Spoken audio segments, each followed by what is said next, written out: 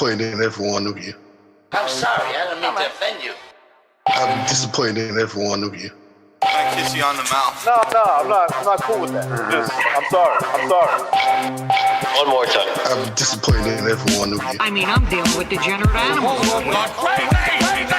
I'm disappointed in every one of you. Disappointed in every one of you. All right, come on. Honestly, I can't do it, man. I'm disappointed in every one of you. Let me tell you why. It's gonna be all right, Nicky. Go ahead, shoot. He just killed a fucking man. What are you going to do about it? Yeah, because you got nothing. You don't got a thing. Yeah, because you got nothing. You got nothing. I want to get out. I want to get out of this rat hole. I want to get online. I need BDA boxing.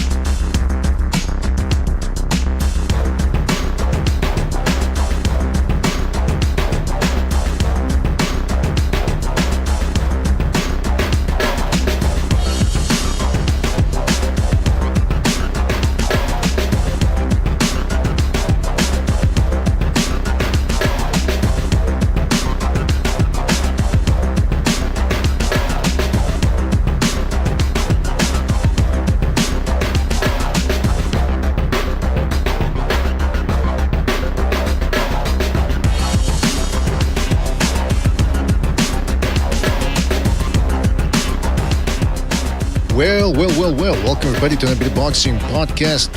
Broadcasting to you live from the True North. This is your good friend, Mr. BDA, and I'm glad that everybody could be on board for this one. Fellas, in this episode, we have got a fantastic one for you, and I do mean fantastic. It's a jam-packed weekend of boxing, and let me tell you, we got legendary names, we got pound-for-pounders, we got action fighters, we got everything. We're going to be previewing all the action, plus more.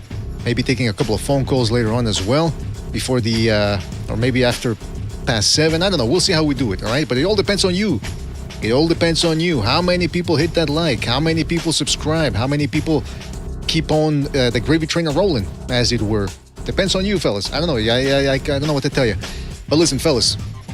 Speaking of that, don't forget, if you want to keep the gravy train rolling, you can donate via the Super Chat, the Buy Me a Coffee app, or the Patreon.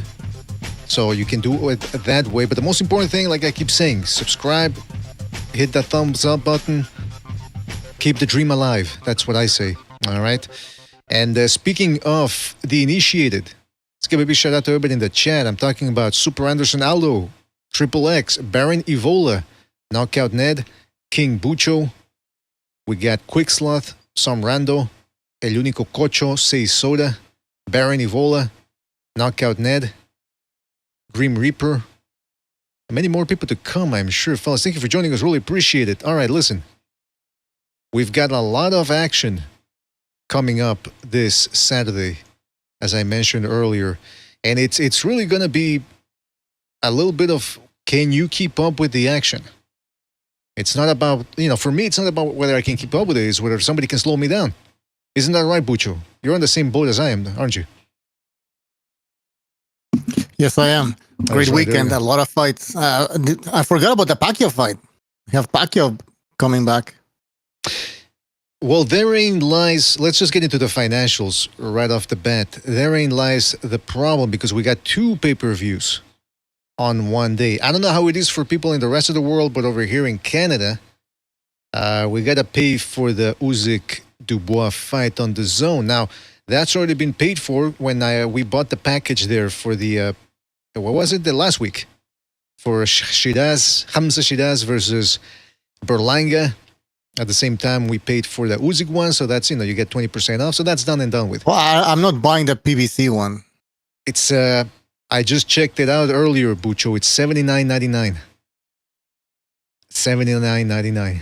So it ain't easy nowadays, to keep up 2 pay-per-views. I don't know, man. The last time I remember 2 pay-per-views. Yes, I'll have to buy it, but so I paid 100.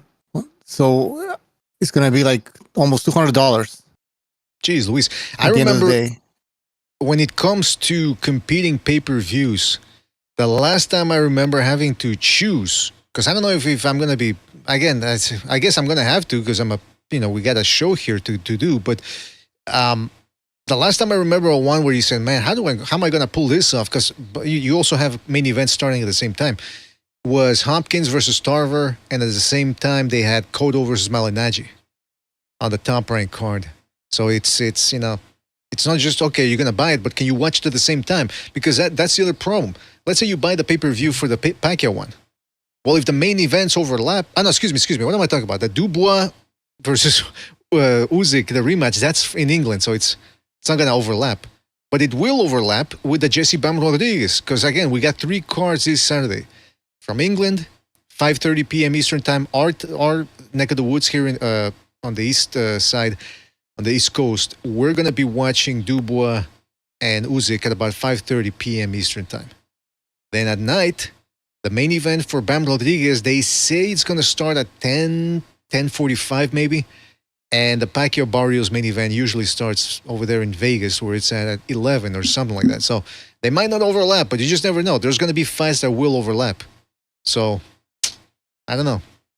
I don't know how we're going to do it. But let's get right into it with the fights that are going to be taking place this Saturday. And of course, like I said, the one from England, Wembley Stadium. Big fight venue for a big significant fight.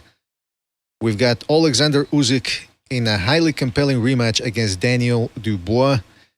Like I said, takes place this Saturday, July the 19th, via Wembley Stadium, home of many historic sporting moments. The pay-per-view here in the zone, it's about $59.99 US. What's at stake? Well, what else? The heavyweight championship of the world. And I don't really care about, Bucho, some people are making a lot out of the fact that Usyk is going for 3-time undisputed. 3-time undisputed, because he won the undisputed championship at cruiserweight. He won it at heavyweight. Well, wait a minute. How is he? Yeah, he won at heavyweight. And then he got one belt stripped. And so he's fighting Dubois for that one belt, and people are somehow making it at. Yeah. It doesn't make sense. I mean, so let's say he wins again against Dubois, and then they strip him away. And then he fights the guy who won the belt, the other belt that they stripped him away from. So now he's going to be a 4-time undisputed champion. It doesn't make sense. Like, it's not... I don't care about that. Like, we have to just follow the lineage. He's the lineal champion, and he's defending his lineal title. Yeah, whether they took away one belt or all the belts from him, he's still the lineal champion. And by lineal, we mean undisputed. There's no dispute that he's the heavyweight champion. Yeah, I call him undisputed. No, somebody was correcting us. Right? I don't know, some boxer we were talking about. He's not undisputed. He never won all 4 belts. Well, that's what they do. Teofimo Lopez. Yeah, the Teofimo Lopez. Every time you say undisputed, there's always somebody in the comment section. He wasn't undisputed.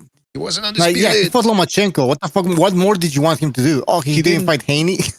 He didn't have the IBU title. He didn't have the NABF. Like, get the fuck out of here. The IBU. Where is he gonna stop? I mean, where is he gonna stop? It won't stop. It won't. In 5 years, henceforth, or maybe with 10, you're gonna see people are gonna start saying the IBA is the real one because they're computerized rankings. They're the most exact. Remember? Yeah. Evander Holyfield's a 4-division champion. But you think about it, like, is he really a 4-division champion? Wait, Holyfield? Hold on. 4-division or 4-time heavyweight? 4-time heavyweight champion. Okay. Because they're counting only the titles. Right. And he beat John Ruiz at some point for that WBA strap that they stripped from Lennox Lewis. But was he really the champion at the same time as Lennox Lewis is still boxing? No. He's not a fucking champion. He wasn't a champion at that time. I gotta tell you, yeah, it's just a little pet peeve of ours here at the Boxing Debate Arena. Be it as it may, the fight is taking place. Alexander Usyk versus Daniel Dubois at 2, and let me tell you, it's quite a significant fight because of what's at stake: the heavyweight championship of the world, but also some sort of redemption, not only for Dubois, but perhaps in a way for Usyk, because it seems to me like he's unaffected by the allegations that he faked the so-called blow, right? The so-called body shot that Dubois claims was a body shot.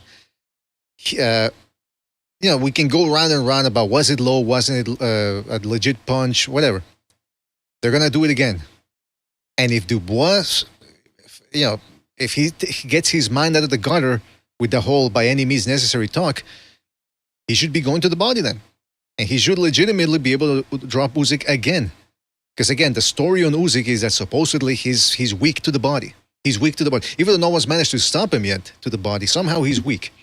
Now, again, just because he hasn't been stopped to the body doesn't mean that he's not weak. Maybe he is, but what I'm saying is I think maybe people are exaggerating it. And we should be able to see if Dubois can pull that off. But it is interesting because Alexander Usyk has a mantle of invincibility going into this fight because he's consolidated his hold over the heavyweight division via his wins over Anthony Joshua and Tyson Fury, two significantly bigger men than him. And he did it with skill, guile, precision, but more importantly, with resolve. This is a man that you just cannot break. You got to knock him out to diffuse that energy that he has within him, that élan, as I like to say in French. And so Dubois certainly has the capabilities to do it. And when it comes to the mentality, going into the first fight, Dubois was considered a quitter. I never was. People were still thinking about how Joyce had made him quit. And Dubois' preparation for Usyk after that was a fight against the southpaw Kevin Lorena, who incidentally is fighting in the undercard. But it was hardly the most adequate of preparation because Dubois ended up getting stunned and dropped 3 times, I believe, in that fight, and ended up getting an early stoppage a round or 2 afterwards. So it was hardly the perfect preparation to fight a guy like Usyk. Well, now, Dubois, he quit against Usyk, but ever since then, he's notched 3 victories. And he went against the grain doing it. He went against expectations. Against Jarrell Big Baby Miller, 300 pounds of moving pressure. A lot of people said, I don't know if Dubois can handle that. We don't know if Dubois is going to be able to stand there for 10 rounds and take Miller's heat. Not only did he take the heat, he gave it right back and ended up stopping Miller. So, okay, some people could say mild upset, the fact that he was able to not only beat Miller, but stop him. Then he gets into it with Hrgović, undefeated Croatian boxer. Some people say, myself included, I said, I don't know. I think Hrgovic's long right hand is going to be too accurate for Dubois' deficiencies, and I think Hrgović is going to take the play. Well, it turned out that for the first 3 rounds, a lot of us were correct. He was landing those big right hands on Dubois. Surprisingly, Dubois shook him off. He used his head in more ways than one, if you watch the replays, to take it to Hrgović, and he ended up beating Hrgović by a TKO. Some people even say Hrgović quit by the way in which he walked back to his corner after they waved the fight off because there was no reaction from him. He seemed content with the stoppage. Okay, another upset there for Daniel Dubois. And then, of course, his crowning jewel takes on Anthony Joshua, the man who at the time was considered at worst to be the 3rd best heavyweight in the world. Daniel Dubois, a lot of us thought, okay, he's got a puncher's chance, but Joshua, he's just too good. He's just too good, technically good, and too experienced for Dubois. Not only did Dubois stop him, dominated him for as long as the fight went on. Well, actually, except for a couple of 10 seconds before the end when Joshua managed to rattle him with a right hand. Other than that, Daniel Dubois completely obliterated and dominated Anthony Joshua. So, Bucho, we go into this fight with Daniel Dubois, not only more experienced now, but also renewed vigor mentally. And they always say that, most of the people say that boxing is largely a mental game. What do you think, Bucho? Do you think Dubois' recent string of victories and upsets are going to embolden him to really improve his performance from the first fight against Usyk? Absolutely. A lot of the criticisms that Dubois was... I'm losing my English here. A lot of criticism that he was getting was based on his mental state after that loss against Joyce. Mm-hmm. We all questioned his mental strength. We called him a quitter. But now that he's on a winning streak, we can say that this guy is not as weak as, or I can say that he's not as weak as I thought he was. Especially against Hrgović. Most people picked Hrgović. I think that's when it started, no? The comeback? Mm-hmm. Yeah. Was it there? Yeah, and he showed us that he's not mentally weak as we thought. And he does have boxing skills. And by the way, did we really ever question his boxing skills? I did. He still lacks a guard, by the way. He relies on his footwork. But other than that, just to make it quick, but did we say that he was a limited boxer or anything like that? I mean, I always consider him a good boxer. Again, it was only his mental state that I questioned. Right. But now he showed us that obviously his mental state is there. You cannot go on this type of winning streak without having a strong mental state. And yes, again, he after the Usyk fight, I forgot he quit. Right.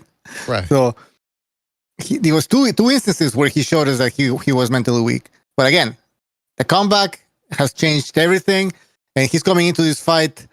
We having demonstrated very good skills and a good mental state. Well, it's interesting because strong mind. Boxing is all about what have you done for me lately. A lot of boxing fans, we tend to have the memory of a goldfish. We forget what happened 30 days ago, and so, I mean, it's not quite the same example I'm trying to give here is that we tend to only remember the last performance. And case in point, Hamza Shiraz, prior to this past Saturday, a lot of people remembered him getting out-hustled and outworked by Carlos Adames. Subsequently, he puts on a masterful performance, and not only masterful in the sense that he dominated Berlanga, but also he put an exclamation point on top of it by stopping Berlanga. And so that's the only thing that people remember now, to the point where a lot of people are picking him to beat Canelo. So what I'm saying is the same thing with Dubois. Even after he beat Lorena, that the people's main memory of Dubois was, he quit against Joyce. And thereafter, when he quit again against Usyk, that's all people remembered. But now, 3 fights later, people are thinking, this guy's actually quite dangerous. Still, Dubois remains the underdog going into this fight. I'm looking at the odds here. Actually, where were the odds? Man, I thought I had the odds here somewhere. No, I don't have the odds, but I believe he's still the underdog. Hold on, let me just check here. By the way, I see we also got Sobers jumping in here. Sobers, are you there? What's up? What's up, Sobers? We're talking about one fight in this upcoming jam-packed weekend. I suspect that Taqueria is going to be filled with business. How are the preparations ongoing for that for that wave of people that you're going to get? We're killing goats. We're killing cattle in the back right now.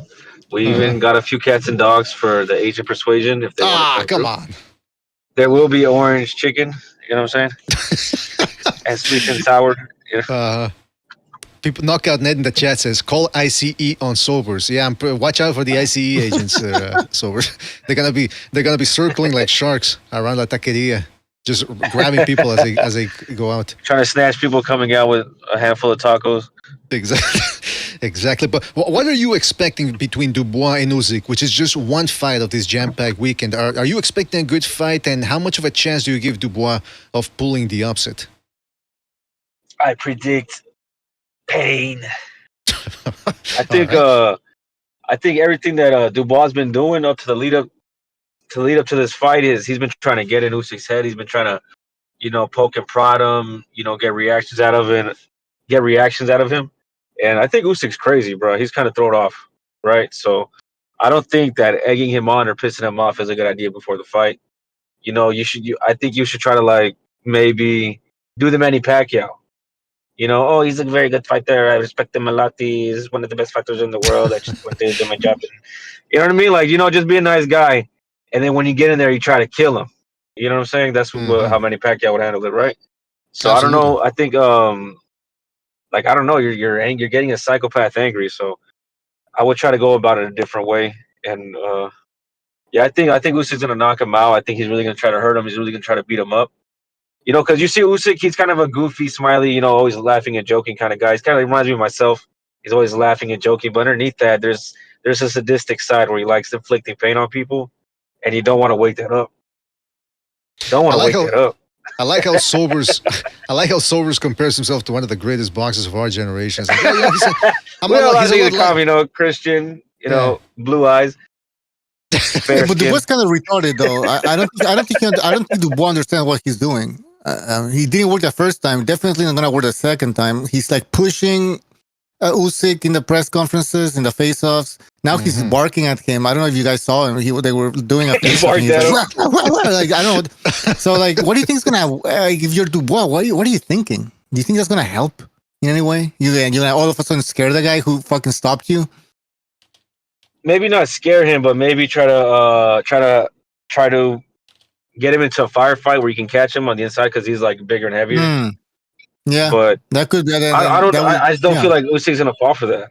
He's too elite. No, he has a plan. He's gonna stick to his plan. I mean, he's a professional. Who's Carla, and why don't you want her to come to San Francisco? That's classified. That you're gonna need to know basis, and you don't need to know. That's what it reminds me of. Dubois. Reminds me of Sean Connery in The Rock, barking at people. You know what? But that's an interesting point, Bucho. It's true. When you see Dubois, there's a certain vacancy or emptiness in his eyes. It's almost like he's acting on the fly without putting too much thought into how he's gonna look or how the things are gonna end up. That's why he quits. Because he's very reactionary. In the moment, he feels, oh, shit, I can't go on. He doesn't think, maybe my power can pull it off. Maybe I can get my second win. No, it's almost like, oops, no more energy. I go. And then, boom, he quits. But what do you think happened in that first fight? He quit because he was tired? Was he getting hurt? I think he just felt... I think... Go ahead, Sophie. Go ahead.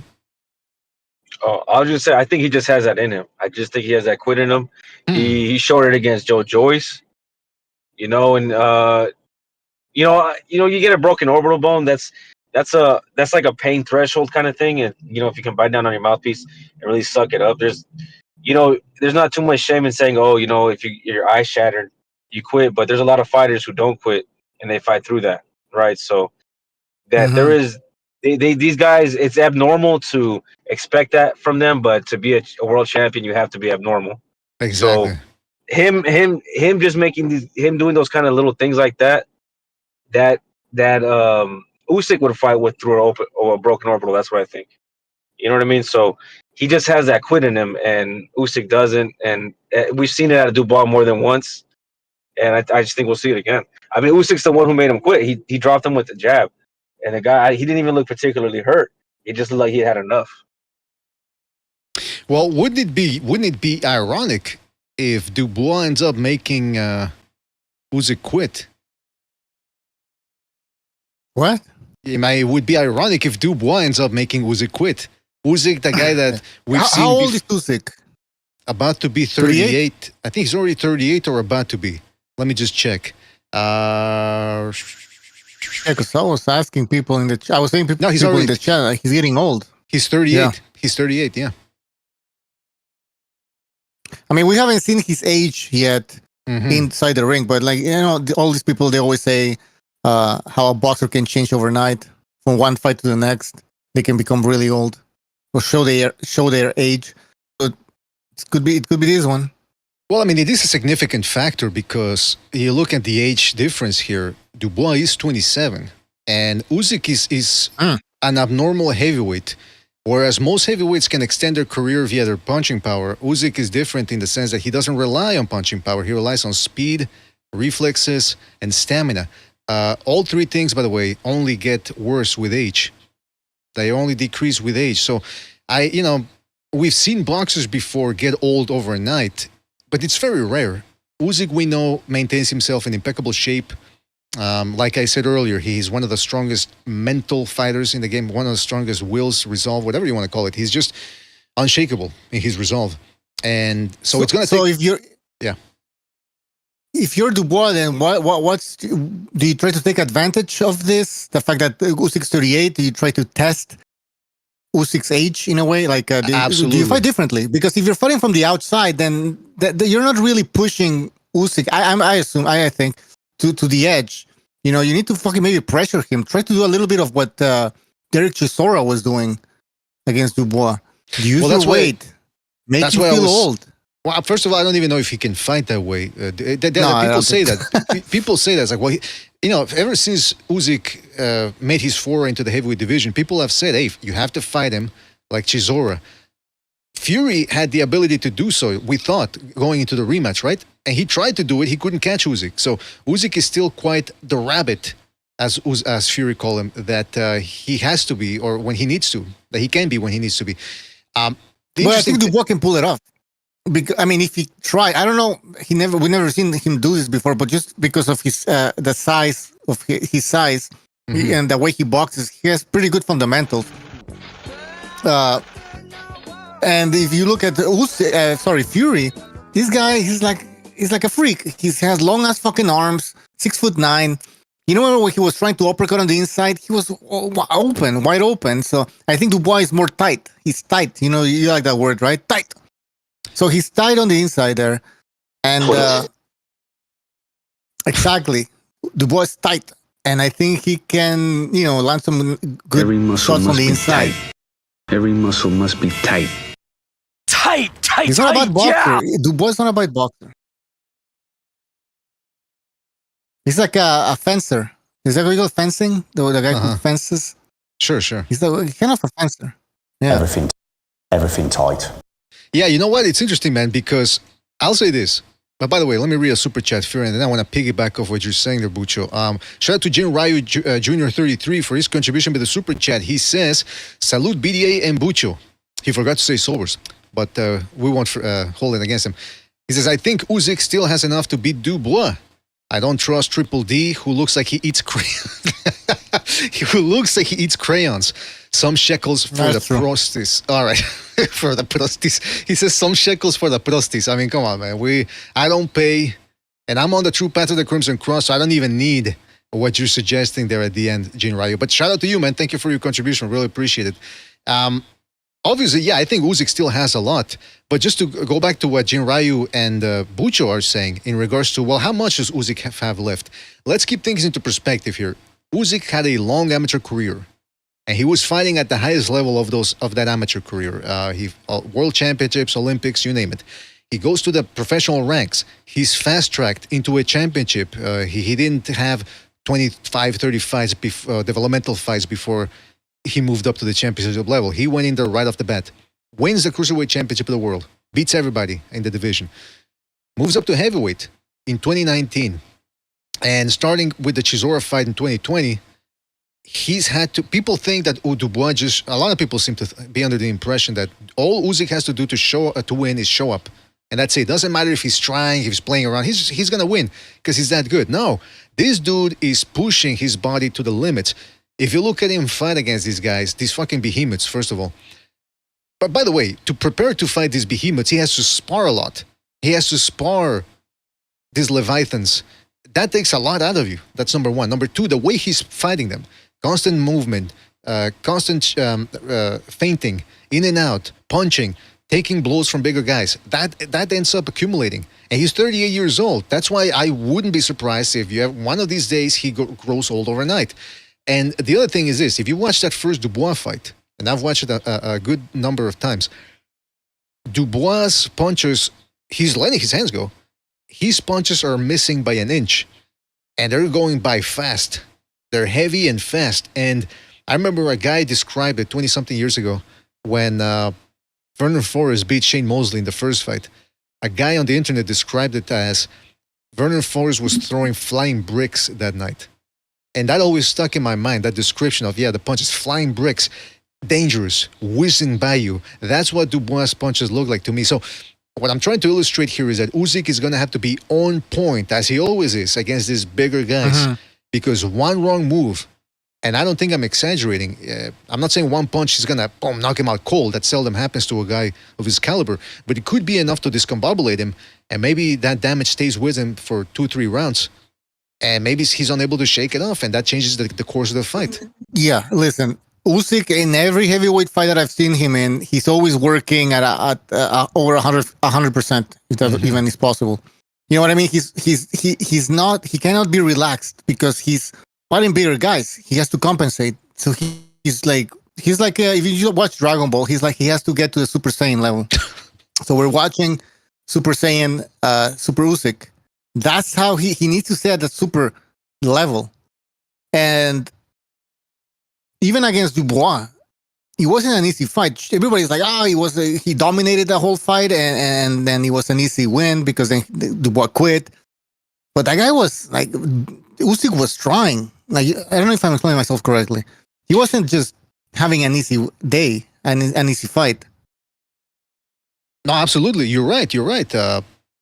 And then again, the people are still talking about that low blow. Some people still think it's a body shot. So if there's people out there that really believe that it was a body shot, then they should be happy or elated about Dubois' chances, because all he has to do, I mean, yeah, it's hard to catch Usyk with a shot upstairs, but the body doesn't move quite as fast, and it's still gonna be there for Dubois. So I don't know, man. We'll see what happens. I just checked it out, by the way, earlier, and Dubois is at a 3-1 underdog or thereabouts. So I don't know. Does that mean Usyk is an overwhelming favorite, or does it mean that? I think it makes sense. 3-1 is pretty good. I mean, it's reasonable. Again, you have to factor in Usyk and how old he is. Dubois, he's coming off several victories. He's on a good streak, on a good winning streak against good opposition, top heavyweight opposition. Mm-hmm. And so 3-1 is pretty reasonable. The other thing is, there's a lot at stake here. Usyk is considered not only obviously the heavyweight champion of the world, but also the #1 pound-for-pound fighter by Ring Magazine and ESPN. There seems to be now a consensus, because for a while there, you still had some people saying Crawford, who hasn't fought since August of 2024. People have come to their senses and put Usyk where he belongs as the #1, as the best pound-for-pound boxer in the world. But also, again, those allegations of him faking that, supposedly, allegedly faking that blow to the body, that's one of his only blemishes. Also, Usyk, you have to wonder why he's doing this. He says that this is one of his last 2 fights. So he's after this, he's like Tarantino. He's got 1 movie left after this. Same thing with Usyk. He's got 1 fight left, and you got to wonder what's motivating him, because he's done it all at the amateur level. Wait. Said Usyk said he has 1 fight left, and who else? No, he says this is the last of 2 fights. Okay, so it was. Yeah. Okay. Yeah, Turkey has said that he posted a tweet of he was at some fight. I don't remember which one. Mm-hmm. He was with Tyson Fury in the crowd. They were handshaking, and the tweet or the X post said something about we got a rabbit to catch. Oh, right. That would be so stupid. Well, wait, seriously. Who are you calling stupid there, Sobers? I'm saying the idea of a trilogy between Usyk and Fury. Exactly. It's kind of like the Katie Taylor and Amanda Serrano fight. Like, how you get 3 fights, you lost the first 2. Now that's Serrano versus the other girl. That's a fight that you told me you watched numerous times, right? In the dark, alone, with no clothes on. Yeah. Yeah, listen, I don't really know much about what the point of. But it's pointless. Who wants to see that shit again? I mean, Fury would have to do, because after the first fight, yeah, of course, I wanted to see a rematch. After the second, what's the point? The dude didn't do anything. Fury didn't do, and then he still thinks he won those 2 fights. He said, "I don't know what I have to do to win the fight. I have to knock him out." And it's like, oh man, come on. Complete bullshit. He knows he lost that fight. You know what would make more sense? Usyk in his last fight, if he fights Joseph Parker. Joseph Parker? Yeah. Why? He's on another winning streak now. Isn't he in a winning streak? Barely. I mean, he barely beat Zhang. But Petá's not going to move up. Yeah, like a 1 fight winning streak. No. I mean, no, he beat. Hold on, he beat the Australian. No. He beat Massey. Then he beat Zhang, I believe. Zhang. Barely beat him. Yeah. I forget. I'm losing track of the Oh no! Wait, Cavalius. No, what the fuck's his name? The German guy. He didn't beat Caballero. You mean Caballero should fight Usyk? No. Yeah, I know. I'm saying Caballero should fight Usyk. Oh yeah. That would be much better. Yeah, he's got a good streak. Now, that's the other thing is, it begs the question, what's left for Usyk after this? Because the only reason he's fighting Dubois is, or two reasons mainly. One, the controversy with the low blow, and two, the fact that Dubois has managed to embark on a significant winning streak that has given this fight and provided it with more weight than it would have, say, right after the first fight. That's it. Other than that, who else is going to really attract? Because again, Wembley Stadium, it's going to be jam-packed. What other fight can do that? What, a third fight against Joshua, who's coming off a knockout loss? Fury, who hasn't fought since getting outboxed by Usyk in the rematch? Like, what else is left? What, Jay Opetaya at the Gold Coast Convention Center? Just not going to do. But that's what makes me wonder what's left for Usyk. Not much. He's cleaned out the division. He's cleaned out what's it called? Cruiserweight. But maybe Jaya Pataya, right? That's what they whispered about. But yeah, but you see that would. But I feel like there's too many hoops for that situation to happen. Never mind. I take that back. Yeah, I mean, it would be an intriguing matchup, and it would be sort of what people always talk about, the passing of the torch. People love that. Hey, the passing of the torch. But it wouldn't, I mean, where would that be? It would be a significant fight, but would it be a big fight, which is probably what Usyk is looking for at this point, something that really gets the juices flowing. And I don't know if for him, Opetaya does that.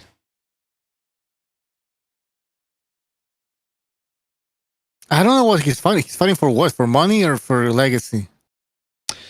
Well, like I said earlier, this fight is significant because of maybe he wants to clean the stain, the controversy from the first fight against Dubois, and also the fact that Dubois has redeemed himself since those two quitting performances. Well, I don't know. Well, and you know what? I think Sheik still. I mean, who still believes Fury is some sort of name at this point? I don't know. Well, maybe the Sheik just wants to keep holding hands with Fury. He just wants to be around him so he can hold his big hands. I don't know. Makes sense. Interestingly enough, you mentioned money. I was ashen when I read the alleged purses being doled out for this fight. Check this out. I don't know if this is true, but these are the numbers that are being thrown out there. Apparently, the total purse exceeds $200 million. Apparently, Dubois' share is going to be $71 million. And Usyk's share will be $130 million. Can you imagine that? You guys think that's true? He's getting $130 million for this fight alone? It's a Riyadh season card, right? It is. Maybe that explains it. I mean, they're heavyweights. I guess that's why they're getting paid that much. Now, for people who are saying, what? No way. Grant, Bray, Barry Nivola, they're saying, what? No way. I'm going to put up another source here because I got it from a Ukrainian site. And obviously in English, because I'm contrary to popular belief, I am not Ukrainian. But it says here, this is from Talk Sports. Let's see if they say the claim. Reports have revealed some figures regarding the contest. They claim the total purse will be worth over just $200 million. And that's 150 million pounds for those on the other side of the Atlantic. That means that the Ukrainian superstar will bag in the region of 97.5 million pounds, and Dubois is set for 52 million pounds. These dudes are set for life with those paydays. Which again begs the question, why is Usyk doing this? For the money? For the glory? For both? Money. But, yeah, man, listen, we'll see, man. I mean, listen, just wanted to clarify. Would I like to see him against Opetaya, especially at heavyweight? Absolutely. Especially if it takes place at The Gold Coast Convention Centre. Come on. Who wouldn't want to see it? I know it's a smaller venue, but that would actually make it more exciting that, hey, only a select few get to make it in. Not like a big open space like Roman times. That's excessive. And it goes against our Christian values. All right. Yes. My time to move on to the next. Yeah, absolutely. You're right. I was just about to do that. But predictions then. Final predictions. Well, what do you guys say about this rematch? Usyk by decision, unanimous. Sobers? He's busy. He's All right, trying. next. he was waiting for your pick, and then now he's looking for other picks. He doesn't want to make a pick on his own. All right. By the way, Bucha, next. I was like, what the fuck next? What do we do? Moving our because we're waiting for here. stories. He's not gonna show up. I know, but I'm looking. I'm moving on to the next point here, and I'm just scrolling through the news. Okay. But I can read some comments here. By the way, Dubois called Usyk boring. Do you agree with that? Do you think Usyk's boring? Who said that? Dubois. I just said. Oh, I said somebody in the chat. I was like looking for that fucking comment. Yeah, Dubois in the chat. He was in the chat, Dubois. I wouldn't think he's exciting. I wouldn't think he's boring. I don't know. But I expect him to be the way he is because he's small. He's fighting big guys. Mm-hmm. But no. You know what? He's not boring. He's not Shakur Stevenson. He doesn't have Haney. This guy's throwing a lot of punches. Hey, he hurt Fury the first time. Joshua. No, he's exciting. I mean, I've never been bored by one of his fights. Well, there you go. All right, now moving on to the other card taking place on Saturday, and we're talking about Mario Barrios versus Manny Pacquiao for a paper strap that's going to be on the line. I'll get to it later if I feel so inclined. Again, this Saturday from the MGM Grand Arena in Las Vegas, Nevada. Main card starts at 8 p.m., and the main event should probably start at about 11 p.m. Eastern Time. This is a pay-per-view via PBC on Prime Video or payperview.com. And like I mentioned earlier, $79.95 is what this is going to cost you. So think long and hard about whether you think it's worth it. And it's got a decent undercard, by the way. Some people are calling it stacked. They're trying to use that synonym, stacked, try to rival what Riyadh Season's been doing. Stacked. And it's an okay card. I think they're blowing a little bit out of proportion, especially with the main event. An old guy who hasn't fought since 2021 against a welterweight that leaves much to be desired in Mario Barrios. Still, Manny Pacquiao brings in a record of 62 wins, 8 losses, 2 draws with 39 knockouts. He's ending a 4-year retirement when he lost to Yordenis Ugas in 2021, although he has competed in a couple of exhibitions. He's taking on Mario Barrios, 29-2-1 with 18 knockouts, so he can crack some. Manny Pacquiao is 16 years older than Mario Barrios. Jeez. Can you believe it? So when Pacquiao won his first championship, when he beat Chachtal Sasakul or whatever his name is, Barrios was 3 years old. So while Pacquiao was just starting building his empire, Mario Barrios was still shitting his pants. So just goes to show you that the level, though, like we're in 2 different generations here, completely different generations. And so Pacquiao is going to try to do something that very few have, and that is to beat a much younger man while Pacquiao is deep into his 40s. I don't know what to think of this fight. I got a lot to say about it. So let me just say this. Let's go to the history books. The 2 guys in the last, I want to say 30-something years, who have been able to compete with youngsters when they themselves, these dudes were in their mid-40s, George Foreman and Bernard Hopkins. George Foreman had power on his side, durability, and a little bit of guile. So what he was able to do is he was able to deflect shots with his cross-arm guard or crab defense, whatever you want to call it. When that didn't work, he would absorb the shots he needed to, and he relied on his power to get the job done, as he did against Michael Moore in 1994. Bernard Hopkins didn't have that one-punch hitter-quitter that Foreman had at the middleweight division and light heavyweight, but he had guile, he had defense, and the ability to slow the fight down to his pace. But it didn't always work out, like we saw against guys who were quicker than him, like Joe Calzaghe, Chad Dawson, or who had better precision, like Sergey Kovalev. But those are some of the things he had. So Pacquiao does have power, although at welterweight, never really had that George Foreman-esque type power. He would drop guys, a lot like Canelo. He would drop guys, but then once they would get on their bike and start fighting in the ass style, he would be unable to pin them down. So the question here is, does he have the guile to mix in that power and get the job done? What say ye? He's not George Foreman, and he cannot stall fights like Bernard Hopkins used to do. So, I think he's in trouble. I think the key is always to his attack has been his footwork, his legs. The big calves and the fact that he's smaller keeps him a little bit more agile and mobile, combined with the footwork better than his slightly bigger welterweight opponents. Mm-hmm. So if the legs are not there, or in the latter part of the fight, they start he starts wearing down. He's gonna start getting caught, and that's a concern. Absolutely. That's the big thing here, because people say, well, Barrios, he's middling, he's mediocre, he sucks. Some people even say he's shit. He might be all those things, but guess what? 16 years younger than Pacquiao, quicker, I dare say, at this point in their careers. He's got the height and reach advantage. None of those things bode well for Pacquiao, who relied on being quicker than his opponents and closing that distance real quick with that 1-2. Don't get me wrong, Pacquiao has skills. And he showed that throughout the development of his career, when he only had a 1-2 pre-2006, and then he ended up adding body shots, improved defense, counterpunching. With that and his incredible physical gifts, he was able to forge what I think is the best fighter of the past 30 years.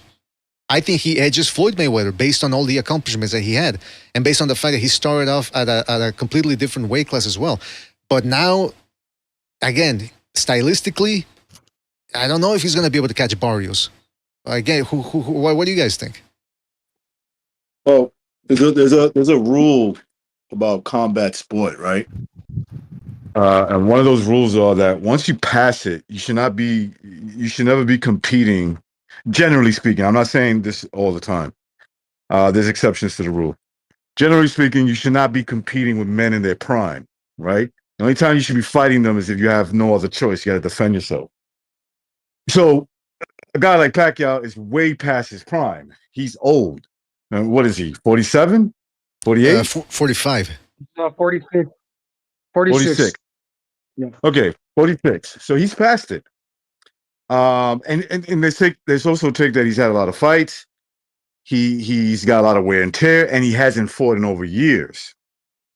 Right? So he's obviously trying to defy logic when it comes to competing in combat sports boxing, and trying to, show that he's different, which he is. He's had a legendary career, but I think he might be, if you had a bet, I guess you can make some money off of Pacquiao in the style of victory that he wins. But if I had to guess, I would pick Barrios to beat him at this point of his career. Not because Barrios is, this great fighter. It's just that, he's still young. He's 30. He's 30 years old, so he's significantly younger than him, and he still got more, way more in his tank. And at this point, Manny Pacquiao might not have anything compared to what he used to have. Yeah, I mean, I saw him in that exhibition he had with a kickboxer. I think it was like a year and a half ago, maybe a little bit more. His defense still holds up. He's still able to pick off shots and all that, but just speed-wise. And that was another guy like Barrios. He was a tall, rangy guy, and Pacquiao had difficulty getting to him. You talking about Ampo? Yeah, Ampo, yeah. Pacquiao did get to him at some point in the fight, but he just couldn't. And I was talking about that with some people in the Discord, and were telling me that Pacquiao didn't train for that, and it was just an exhibition. I thought they were going pretty hard. That's the feeling I got watching that fight. And by the way, shout out to Rapax Trunking Company. Before we continue, shout out to Rapax Trunking Company for his contribution with the super chat. He says, Gen X Manny versus my millennial Barrios. Yeah, that's right. It's a fight between two different generations. Barrios actually looks more like a Gen X guy. He's a skateboarder with the hat backwards, kind of like they used to do in the early 90s. I even sometimes when I he's a fucking poser, okay? There's people that know him on our Discord, by the way. They say that they know him and that he's a pretty chill dude. Cowabunga dude. That's what he says. That's his catchphrase. Cowabunga dude. Bitchin'. Cowabunga, man. Yeah. I was with that proud brown kid. He's always smiling. You got that nice little broad. Something that I noticed when I was back in the Philippines a few years back, from one camp to the other, because I was there when he was training for Thurman before he came to America to finish his training camp over there. And when he fought Usyk, when he was training for Usyk. When he was training for Thurman, I thought he looked tougher. He looked more quick and resilient. And when he was training for Thurman, I thought he looked a lot weaker, very different, even on the pads. You know, I thought to myself, from I don't know 1 year, 1.5 years to the next, when he was training for Uysk, he just looked different. Because I was paying attention and I was telling myself, this wasn't the same guy that I was watching train for Thurman. He just looks a little bit weaker. So now, present time, how many years has that been? I mean, at 46 years old, there's a difference. I can feel it. That's the age I am. So there's a difference. There you go. So Guns. Do you think you can take Barrios? Guard? No, definitely not. Hey, another thing. I'm not saying he doesn't have a chance, but look, Barrios, say what you will, he's tough. He's a champion. He's tall, long, and rangy. But he's also been in a few wars. The fight against Abel Sanchez, he caught a lot of punches too. So if Abel was able to put hands on him, you know, Manny's gonna sneak in a few shots himself. If not, I don't know, more than enough to maybe buzz him, hurt him, where it can be competitive. Who knows? Yeah, but that's a good point. But let's just recall what happened a couple of months ago when Mike Tyson fought Jake Paul in the fight of the century. A lot of people remember Tyson from the 80s. And then what happened? He showed up in there and he looked every bit his age. So it's one thing to say, oh, you know, this guy, he's an all-time great. So if he's half of what he used to be, maybe Pacquiao isn't even half that. Again, speed matters. And it's all going to depend on how quick Manny Pacquiao can still be and how much intensity he can. Because those quick 1-2s that he used to throw when he was 30 or 35, even in his late 30s, it's a lot harder to do it when you're 46, let me tell you.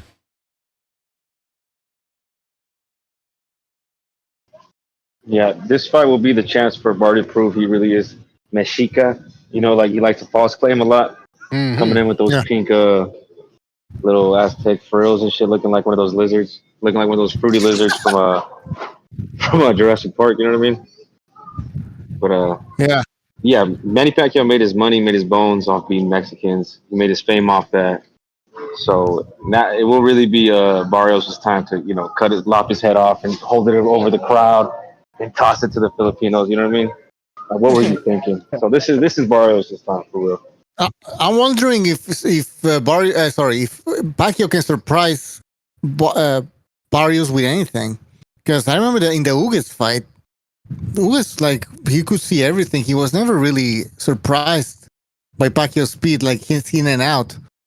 He kind of still had that against Thurman in the first fight. Pacquiao did, but then and it faded away. If you guys go and rewatch the Pacquiao Thurman fight, it wasn't that one-sided. Pacquiao won, and that's what we remember. But the second part of the fight, it was a war. It was a fight. Absolutely. Yeah, it was Bucho. He was carrying a lot of momentum because he dropped him in the first. It was kind of nostalgic, and the people started rioting behind Pacquiao. Oh, he dropped him, and he's down. But the other guy started catching up. He started putting hands on Pacquiao too, Bucho. Mr. Knockout Net says Mr. BDA said Tyson is 59, but that booty looked 20. Oh, come on. I never said any such thing, man. Come on. What the Oh, God. What's Knockout Net on about, man? Come on, man. It's true. No, I never said that, man. All right, listen. Going back to that, listen. Yeah, Gonzalo, different Mexican. Gonzalo brought up a good point. He said, okay, well, if Ramos could hurt and drop Barrios, Pacquiao can. Yeah, maybe. But see, that's the thing. He's got to catch him. And Ramos is 34 years old, and he's 5 feet 9 inches tall. Pacquiao, on top of being 46, is 5 feet 5 inches tall. Maybe even shorter than that. He's an old midget who probably doesn't have the speed anymore. So he's going to have to get close to Barrios somehow to hurt him. And case in point, like when he fought Thurman, Pacquiao that is, he was able to drop him.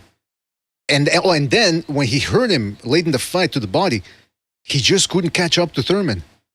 Why? Because finishing a guy is a young man's game. When you have to explode and boom, put deep into a fight, and you gotta you're tired, you're feeling your legs, you're feeling. Man, what did you just say, VDA? No. See, that's what I said. I said when you gotta explode. You gotta explode. I'm not talking about you gotta jizz all over a guy. I'm saying explode with your power. You said finishing a man is a young man's game. Oh man, you guys are starting real quick. We haven't even gone deep into an hour yet, and you're already starting with the double entendres. What's going on here, huh? Huh? You gonna fucking get sassy with me here, boy? Huh? All right, listen. Hey, let's keep going. Pacquiao wins. What? I mean, what's next? Is he gonna keep on going or what?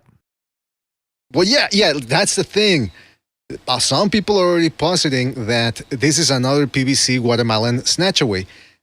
In a way, as something similar. Oh. They're trying to set up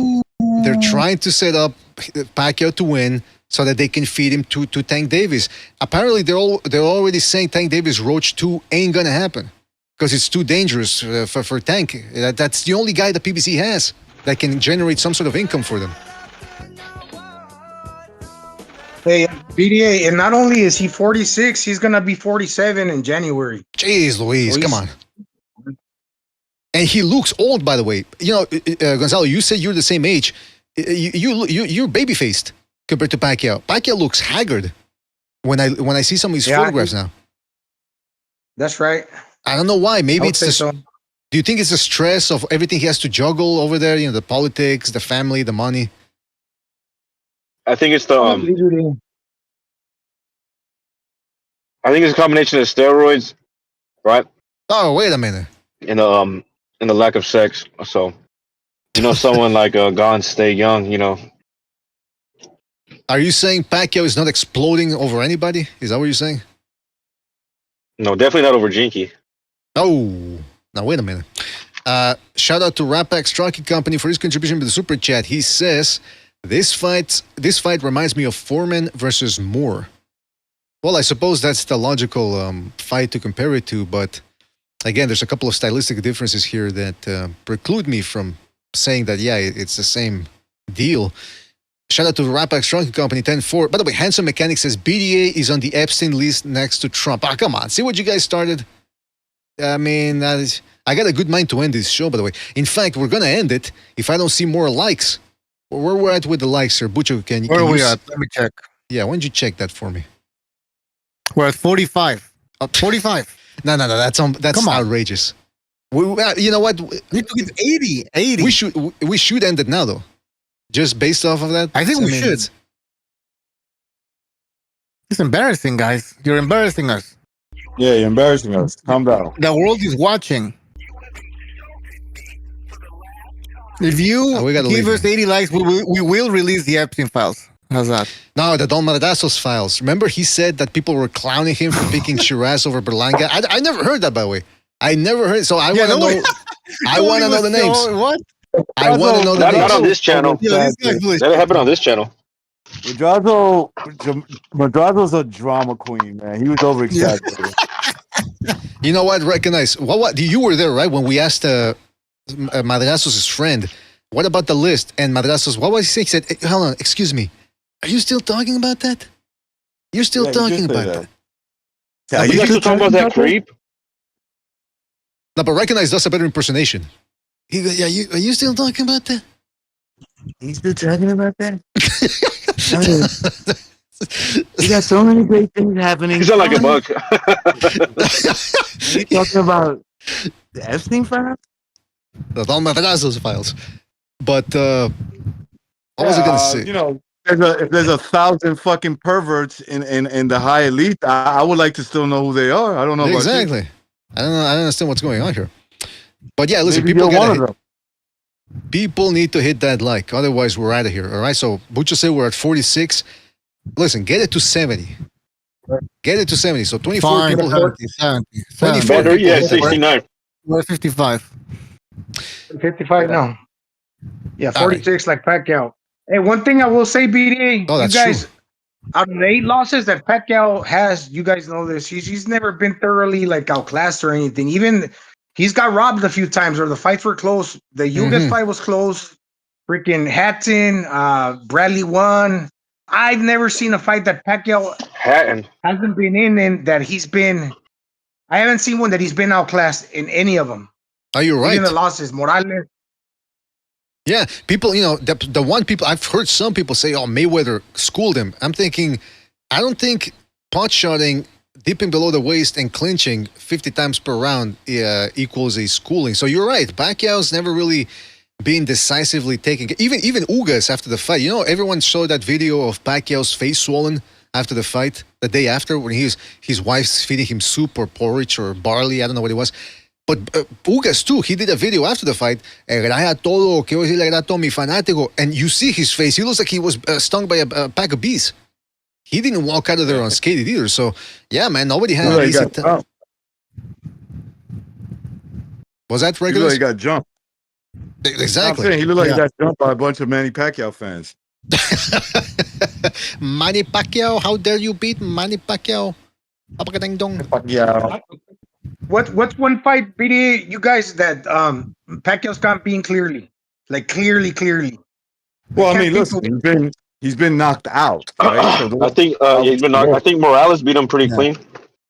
The first fight. But if you're talking about a 12-round decision, yeah, they were all close. They were all close fights. Yeah. The ones that he lost. I think Morales is the only one who really. Even that one recognized that he got knocked out. I think he was coming back because he broke Marcus's nose. He was coming back. He was coming back. But then again, that's Marcus, man. One of the best counter punchers in the last, I don't know how many fucking years, decades. Who's Barrios? I'm sorry, but you know, I mean, he's a top contender, I guess. But I think that's good enough to beat somebody like Pacquiao who's 46. Yeah, that's pretty much it. I don't think he'll knock him out, Bucho, but you know, it'll be a victory for Barrios. It'll be close enough that we'll say, like, oh man, if Pacquiao was just 41, like when he fought Keith Thurman, he would have whooped his ass. No, I agree. But I don't think he's gonna win. You know, he's gonna put up a good fight. What do you think about what BDA said about the possibility of Al Heyman, the PBC, whatever, wanting obviously Pacquiao to win, and so maybe Pacquiao, all he needs to do is just go to those 12 rounds and then get a decision, a robbery or whatever, and keep the gravy train running. I could very easily see that, right? Because I feel like Barrios has already sold his ass to the PBC with that Gervonta Davis situation, right? He was supposed to move up, stayed for one more fight, lost his belt, got knocked out, went up, lost a fight, you know, and then got a title shot, and now he has a belt. So there was definitely something fishy there with that situation. And I think the same thing with Rolly, right? He stayed in the division a little bit longer than he should have, got knocked out, moved up, got a title shot. He won the belt, even though he was losing the fight. And, you know, we see the PBC do funny shit like this. So I wouldn't see it to be out of the realm of possibilities that they would set this fight up for Barrios to lose, have Manny Pacquiao then fight Gervonta Davis at 140, right? Pull Gervonta Davis out of the Lamar Roach fight, and then have him fight Davis at 140, and then, you know, try to make Davis beat him, and then have Davis, you know, that'd be his big cash out fight, and then he can retire, and they can, you know, wash their hands of both of them. Yeah, exactly. Because at this point, the PBC, are they really interested in a Lamont Roach rematch? Mm-hmm. It's more of a risk than anything. It's a high risk for no money, basically. For no money, they did horrible pay-per-view numbers, like always for the Tank pay-per-view. So yeah, why not put him in there? Imagine again. Let's go back to the theme of this past weekend. People only remember the last fight. Hamza Shiraz, Alhamdulillah, versus Canelo is now a big fight if it were to happen. Compared to a couple of months ago, all people remember was, again, Shiraz getting outclassed by Adames and getting a gift decision. But now all that changes, and that. You know what's funny? What's that? My bad, William. No, go ahead, finish your point, my bad. Well, I think you know where I'm going with that. If Pacquiao is somehow able, even if he loses 6 rounds and then in the 7th he knocks out Barrios, Pacquiao, Tank Davis on the marquee, that sells a whole of a lot better than Roach versus Tank Davis too. Yeah. I was gonna say though about this Hamza Shiraz and Canelo fight, everyone's hyping it up. All of a sudden, I feel like a lot of people forgot that. I think before Canelo fought Berlanga, he offered the fight to Shiraz, and they turned it down. Frank Warren, you know, came out publicly and said they turned it down, and Shiraz was getting a lot of shit. And also, he turned down a fight with Johnny Beck. So he had a good performance against Berlanga, but I don't know if he's just there yet to beat Canelo. I think they're going to save that fight till the end of that deal with Riyadh. And then Canelo's probably going to be talking about retirement with his last fights, these last couple fights with Turkey. He'll probably be done after that. And I imagine Turkey would want to put him in there with Shiraz as his last fight after being battle worn and, 1 foot out the door. So then he could build himself a Pakistani, Indian, Muslim pound for pound fighter. Well, that's one way of looking at it. That's for sure. By the way, shout out to Mark Vasquez in the chat says Morales took Pacquiao to school. Morales definitely won that first fight 7-5. It was a clear 7-5 to Morales, but it was a hard fight. In fact, a lot of people theorize that maybe that's the last Morales great performance before 2011 when he had a bit of a renaissance, because that was a fight that took a lot out of Morales. So it wasn't easy for El Terrible, that one. By the way, also, Eparokua, some rando in the chat. Some rando says, when Pacquiao says Cleto Reyes gloves, it sounds like he's saying clitoris gloves. Interesting observation right there. I'm telling you, we got a veritable cadre of observers in the chat. They always notice everything. Good for them. The other thing I want to say real quick, because we got to move on to other fights. Pacquiao, if you care about this, because I know we got a lot of gamblers in the chat, even people that claim not to be gamblers. That's the new one I've heard. I'm not actually gambling. I'm appraising. It's like, all right, Pacquiao is approximately 2-1 underdog coming into this fight. Does that? What do you guys think? Are those odds very narrow? Should they be wider? What do you guys think? Well, it's because it's Pacquiao and Barrios, right? Let's be honest. Barrios is, average fighter. Pacquiao's an old legend. But in reality, it should be bigger than that. You're saying that, so Barrios got stopped by Tank Davis, right? A featherweight? Yeah, and he's basically retaining his title off a draw. That's why he's got his belt. So 2-1 sounds fair. Yeah, I think Barrios should be favored, but it's kind of close. All right, there you go, man. I mean, yeah, I was quite shocked when I saw that those odds were that narrow. But be that as it may, maybe they know something we don't. You never know. And by the way, how many people upsets happen because they're upsets? No, people don't see him coming. And the same thing here with Pacquiao Barrios. Hey, maybe Pacquiao is able to get him. I will say this: if Pacquiao is gonna get to Barrios, forget going upstairs. Go downstairs, because you gotta remember, Tank Davis hurt Barrios upstairs, but Barrios was still there for a couple more rounds. He even managed to hurt Tank Davis in the fight. What ended up finally sealing the deal for Tank Davis was an uppercut to the body. So Pacquiao has a good left hook to the body, a good uppercut as well into the plexus. Pacquiao has, again, he stopped Morales. He became the first guy to stop Morales because he went to the body.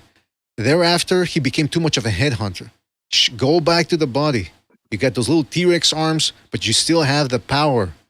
Go for the body. Weaken the body. That's his best bet for victory.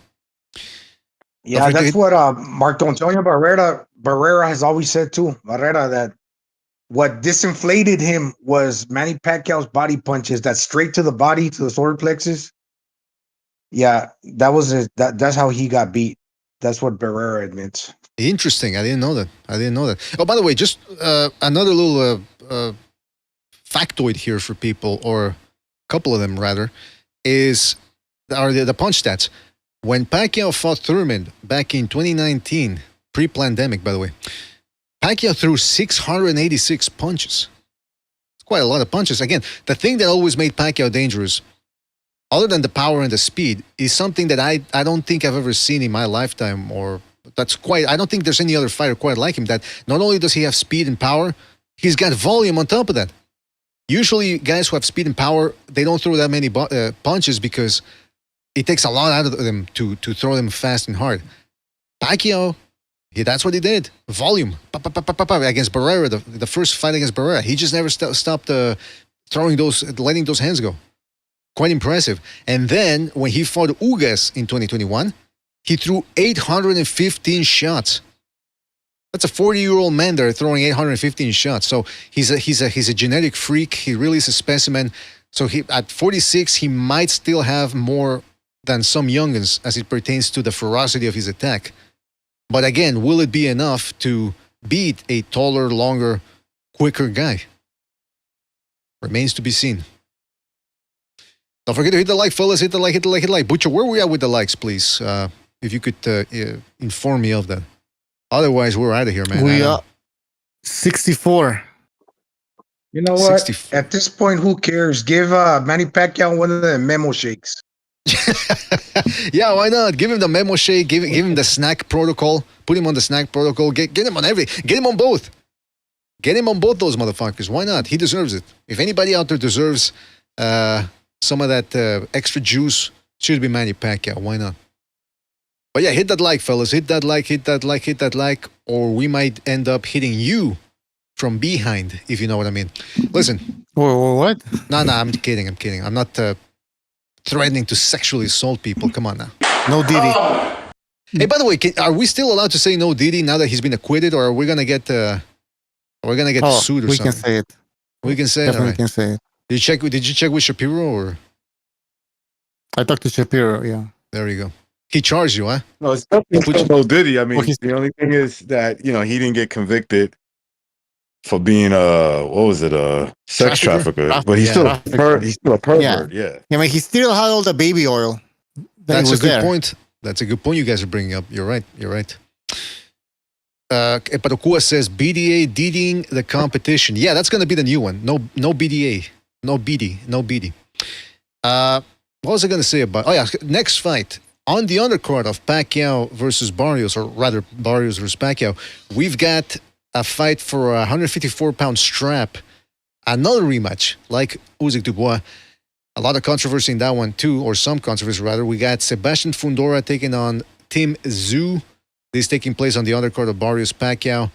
Like I said, there's a strap at play here. Both guys have scored wins since that first fight in 2024. And I gotta tell you, it's an interesting fight because Fundora, he looks like a freak physically, right? That gangly body. I don't know if anybody saw that last Alien movie. They got one of these, like he looks like an engineer, but he's a hybrid engineer. At the end? Yeah, that super tall, freaky looking. That I gotta tell you, I don't get scared in movies anymore. It takes a lot to scare me. But that thing was horrific looking. That's one thing that if you see that in an alley at night, you run the other way, man. Let me tell you. But so that's what Fundora looks like. It was unsettling. Quite unsettling. And so that's what Fundora looks like. But facially, he looks like a nerd. Like a little fucking nerd. Now, though, he's starting to talk a lot of smack. He's saying that he won the first fight, no controversy. He's saying that he's looking to change things in this fight, not only a decision, but a stoppage. He's talking a lot. He's bigging himself up, as it were. Of course, Fundora is 6 feet 5 inches tall. According to the records that I have here, they have him at 6 feet 5.5 inches tall, compared to Tszyu's 5 feet 8.5 inches in height. Despite that, Tszyu was still landing his right hand on Fundora, cutting that distance. Obviously, afterwards, Tszyu ended up getting knocked out by Murtazaliev. He rebounded with a win over Joey Spencer. Hey, Joey. He ended up taking out Joey. But yeah, so that's what's going on. The other thing that seems to have pissed Tszyu off is that Fundora said, the cut didn't affect him. He wasn't affected by the cut. And Tszyu replied by saying, how the fuck does he know? Was he inside my mind? Looking, was he peering through my eyes when we were fighting? So Fundora I think Fundora fears that he understands there was a cut, that it did affect him, Tszyu. And also, wasn't he a late replacement? Yeah, they did the Guatemalan snatch away on him. So I mean, Fundora, maybe in the back of his mind, he's thinking, you know what, maybe I won. One of the reasons why I won was because of the cut and because I was a late replacement.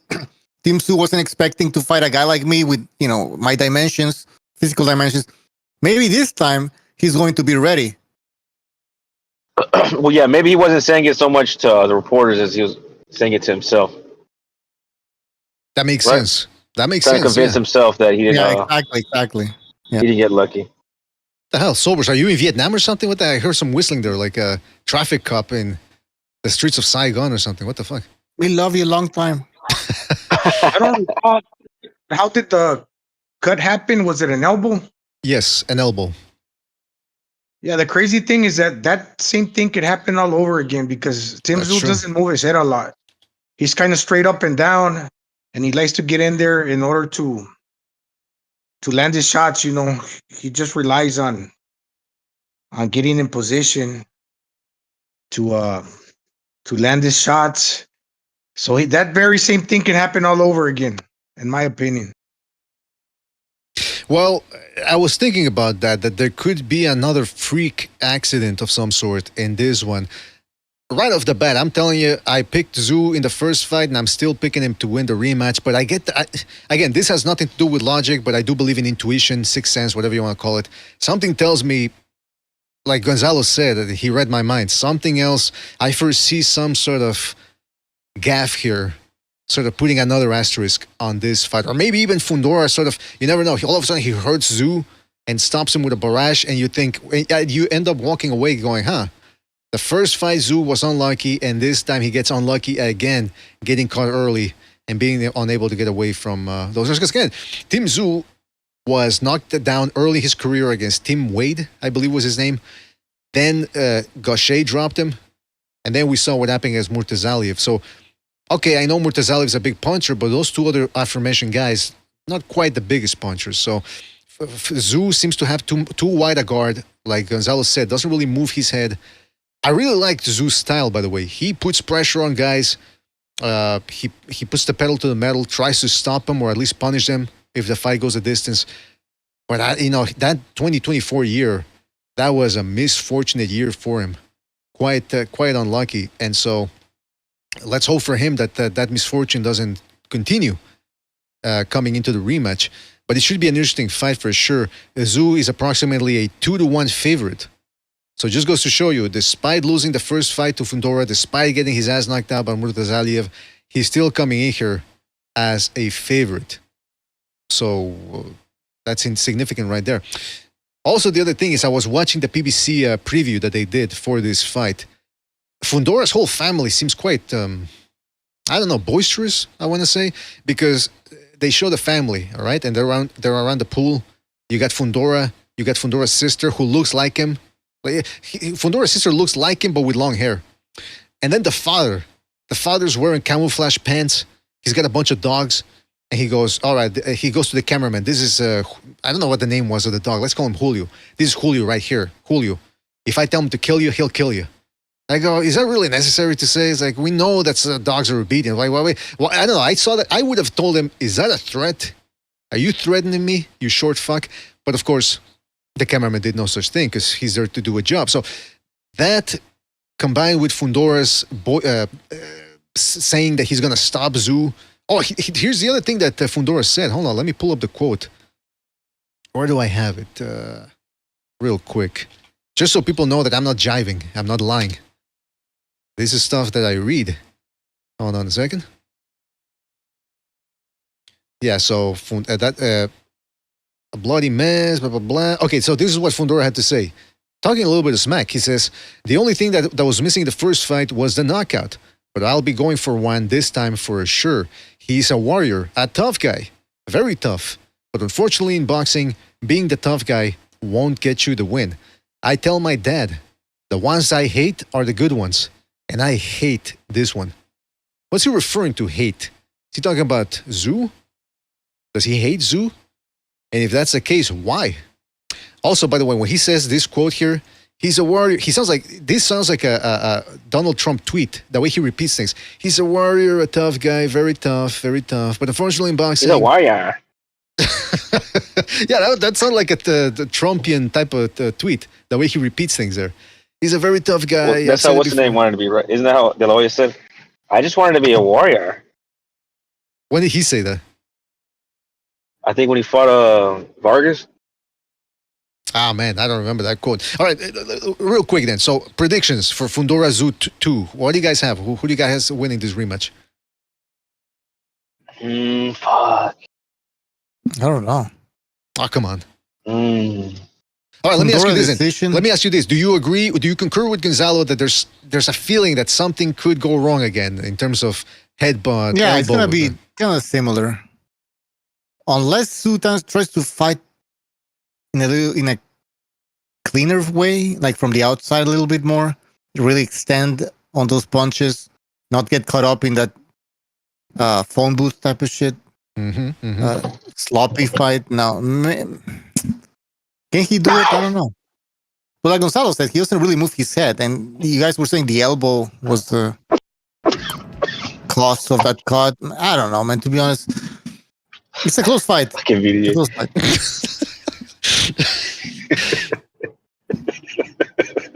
No, you're right though, Bucho. I because I was playing sound effects there. But I don't. Okay, let's hear from somebody else. Solvers, Recognize. What do you guys think? I think that Tim Tszyu will have more success in this fight, but I don't necessarily think it'll equal a win. I'm trying to think. Did Bakram take something from him? Did he take his chin? Will Fundora come with a better game plan? Because he did beat him. So he does know somewhat what to do in this fight. So I'm not sure. I'm not sure if Tim Tszyu's style, because he just likes to get in there and fight. I don't know if he tries a bum rush. Fundora, he doesn't get himself hurt again. So I'm not sure. I'm not sure where to go with it. I'm not sure who to predict in this fight. I would say, damn, bro. I'm not sure who to lean in this way. I think I'll go with Tim Tszyu. I'll say he gets his win back. You know what I mean? Because I would like to see him get his win back. I'll just go for Tim Tszyu, I guess. Well, listen, if we do another show until Saturday, from here to Saturday, we'll see what happens. By the way, the undercard is actually quite good. They got, in terms of what could be potential action in fights. Not forget Gary Russell. Brian Figueroa taking on Joet Gonzalez. Joet Gonzalez always brings it, and he's coming off a win over Arnold Kagai. So this is a 12-round featherweight affair. Then Isa Cruz versus Angel Fierro. That's a rematch, 12 rounds from the war that they put on. What was it, last year?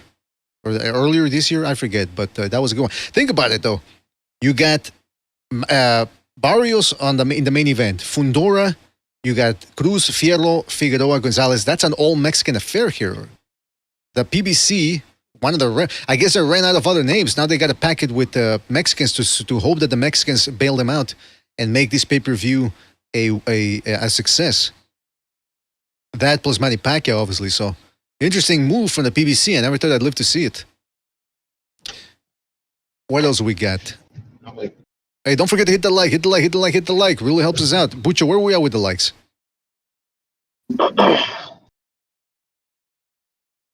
Bucho seems desperate to be... times call for desperate measures with the PBC. So, who knows? They might bring Leo Santa Cruz out of retirement to fight Abner Mares again. You never know, man. Abner Mares, Santa Cruz. Who else did they? We're at 69, and I think it's on purpose. We're at 69, and I think it's on purpose. Yeah, I said, okay, come on, 69. That's apropos for this type of show. Listen, one more like, and we stay on the air. Otherwise, I'm packing it in. Like Diddy, I'm packing fudge. 70. Packing it in. Packing the fudge in. Now listen, come on. One more person needs to hit that like, and then we're golden. I don't know what the joke is here. I don't find it funny. One more person hit that like, and we're golden. We're at 71. All right, good. Shout out to the 71 people that hit that like. Really appreciate it. You bailed out everybody else. I was about to leave, by the way. Not kidding. The other fight on Saturday, on Saturday, and this is from the Ford Center at the Star in Frisco, Texas. That's a capacity of 12,000 people, so quite a sizable venue. Via the Zone, for free, no pay-per-view.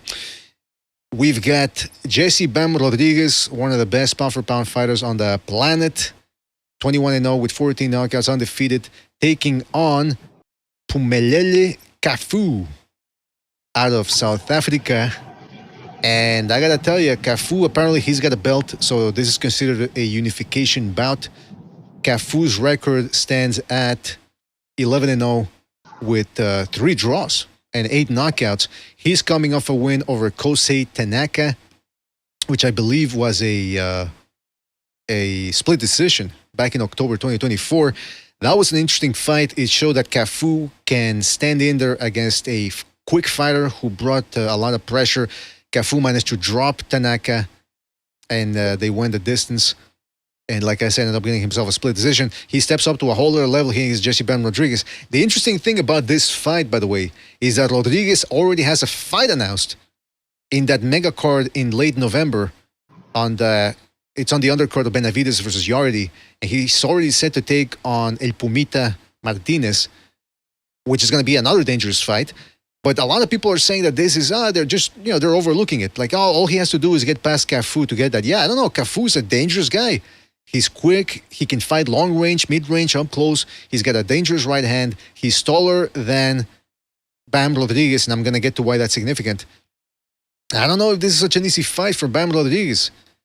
They're making it out to be as if, like I said, all he has to do is show up to win. And he's about a 9-1 favorite, Rodriguez is. So it seems like people are overlooking this opponent in Kahu. Guys, what do you think? Is this even if Jesse Bam Rodriguez comes out the winner, isn't there a risk that maybe he busts a hand or he gets cut or something? Well, how do you see this fight playing out? Well, the guy's a bit of a pillow puncher, right? Who, Kahu? Sorry. Yeah, he doesn't have a lot of knockouts, right? He's got 11 wins, 8 knockouts. Okay, maybe I mixed up. Okay. He can crack. Yeah, I don't know too much about Kahu, but you're absolutely right about that. When a fighter starts making the people believe that he's invincible, and they get so used to him winning and being so dominant, yeah, all of a sudden he's gonna lose. Let's not forget, Bam's spending close fights against guys that are more close to his age rather than the old aging lions. He's had tough fights before, so yeah, that could happen too, BD. When he's in a tougher fight than expected, because the people got used to him of winning so convincingly. Absolutely. The fights you're referring to, first of all, against Usyk Wangek, aka Sizraket Sorongvisai, that was a tough fight for a while there. It's not like he completely had his way with Sorongvisai. And this is why I said it was significant about the height thing, because when he fought taller guys in Israel Gonzalez and El Chicharito Gonzalez, I think that's his nickname, right? Christian Gonzalez.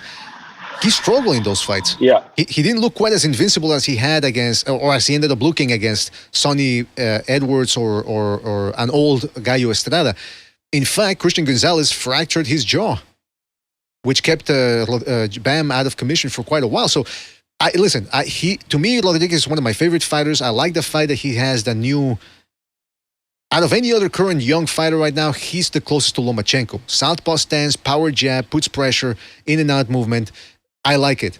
But I do think, and I've said this before, I think people are slightly overrating him, just ever so slightly. Again, overrating somebody is not an either-or thing. It can be done by degrees. And the fact that people are talking about him versus Inoue, when he still has to clean up this division, and even afterwards, if he cleans up this one, which is a big if, or a significant if, he would still have to face a lot of good opposition at 118. I think that's being overrated. So, and now he's got one fight here, and they're already set up the fight against Pumita Martinez in November. I hope I'm not jinxing it, but I hope nothing unsavory happens this coming Saturday, because Kahu can crack with that right hand. And he managed to keep up with Tanaka's speed. And I know Rodriguez has a tighter defense than Tanaka. He's just overall better, but not by that much that he can just show up and half-ass it and pull out a dominant win.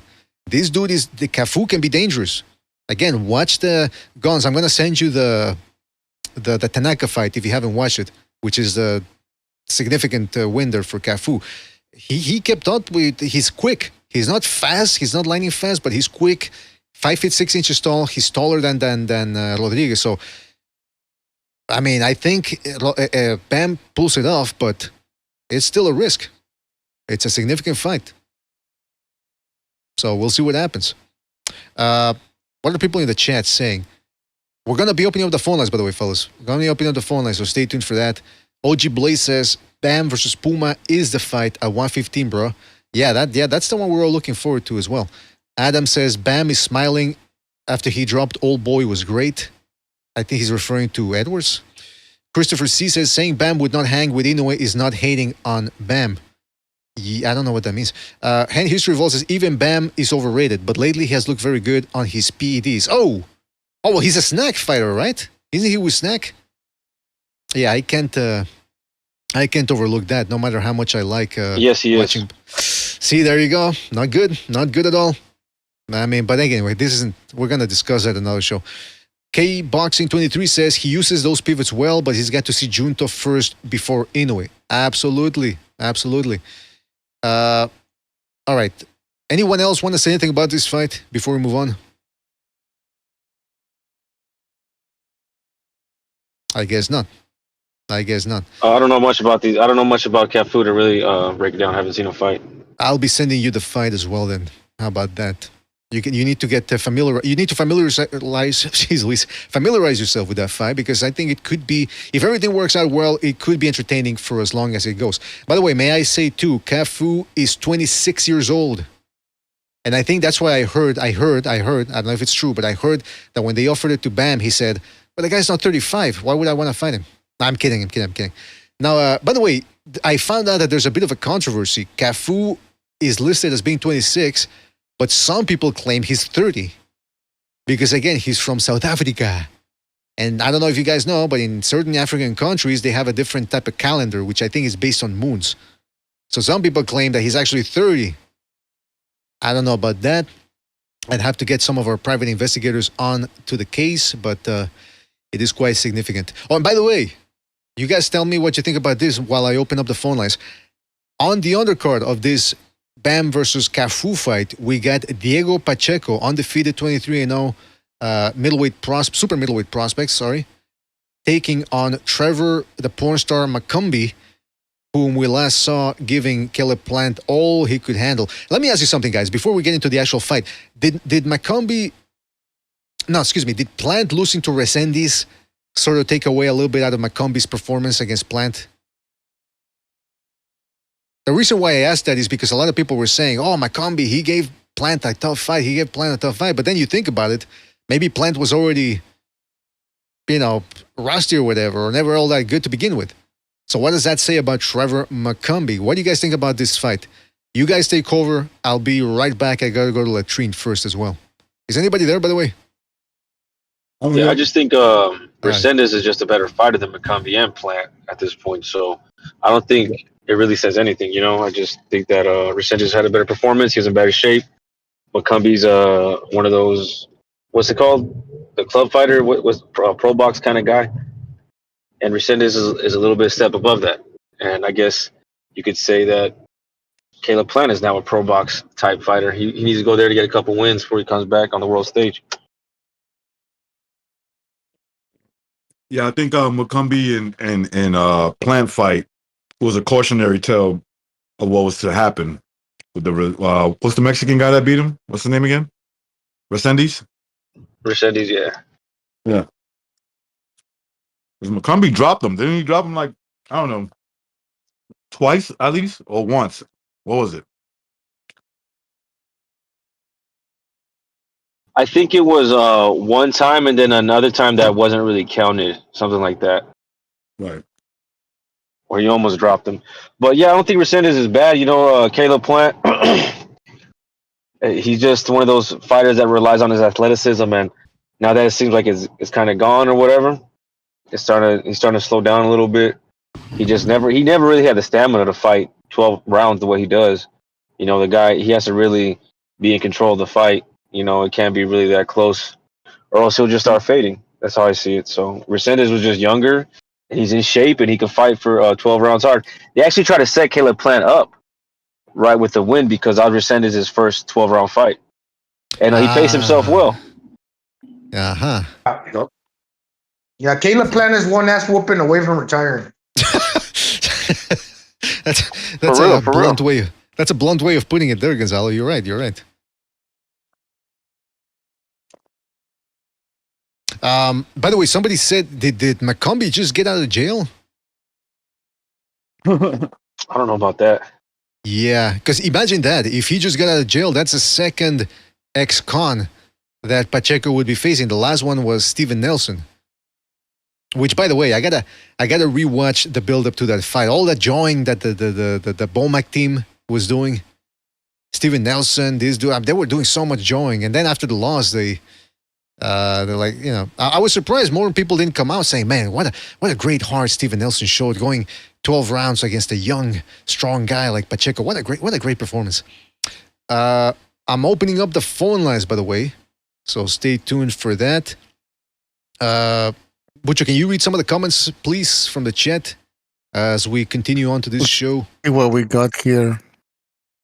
LL says Bam is gonna KO Kahu, KO Pumita, and KO Nakatani. Whoa! All right. LL is on Big that good wins stuff there. today, man. He did a line. He did a double line. That's why they call him double L. That's why he's filling his oats.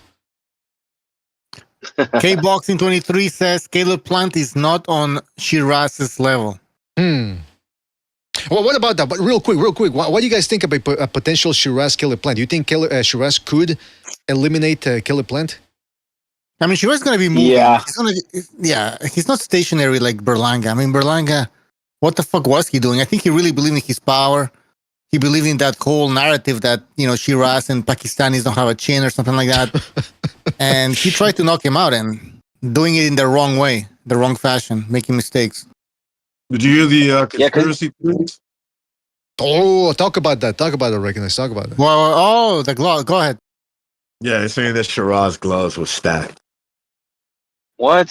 Yeah, I don't know if I believe that, but whatever. I don't buy that.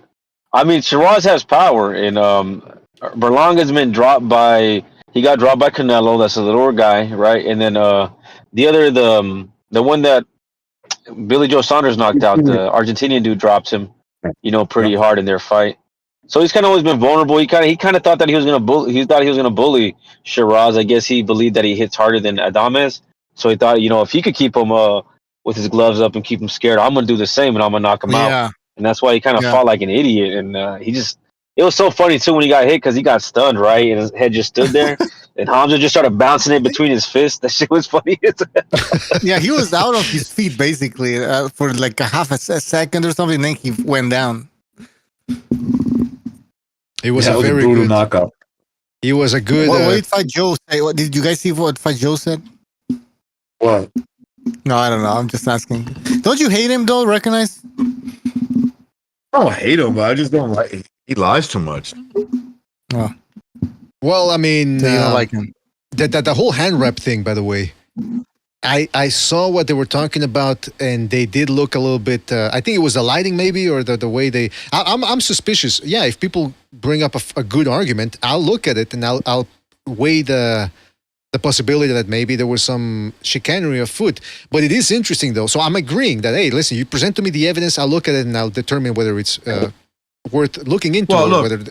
But what I'm saying is real quick. So recognize is we have Terence Crawford with the exploding gloves twice. That nobody wants to talk about that. That's the thing that. And then remember, he showed up to against Avanesian. That was the first time his gloves exploded. He showed up to the press conference wearing the hand wraps. But that's not suspicious. So all I'm saying is I do listen. You bring me a good argument, I'll look at it. But I wish that people did the same thing with other scenarios. But for some reason they don't. Nah. But is it hard to believe that Shiraz was able to pull what he did, to pull off what he did on Saturday, like knock this guy out? Is that really like impossible to believe? No, because like we were talking about earlier, the build up to the fight on the fight week. Cosedes hurt Berlanga multiple times. What's his name? Quigley stunned him and buckled his knees with the right hand. Shiraz is a bona fide puncher. So yeah, he could have. I mean, the hand wraps. By the way, the hand wraps aren't going to make you hit harder per se. In that, you can score a knock. Like stacking the wraps, they'll hurt more physically. Like, oh shit, that's a heavy. But knock you out cold. I mean, or score knockdowns. I don't know. What about the combination that he threw? I mean, that combination, the wraps or stacked wraps or whatever they're being accusing him of. That combination knocks out anybody. And look at the size of that guy. Yeah, I think the going up in weight for him is not really going up. It's just less weight that his big body frame doesn't have to endure. So he's natural weight. He's feeling more natural now. 6'3", guys. 6 feet 3 inches tall. Come on, he's a freak. He'll fight at light heavyweight. Easy. How tall is he? 6 feet. So they got him listed at 6'3", but if you see him next to Berlanga, who's listed at 6'1", Berlanga?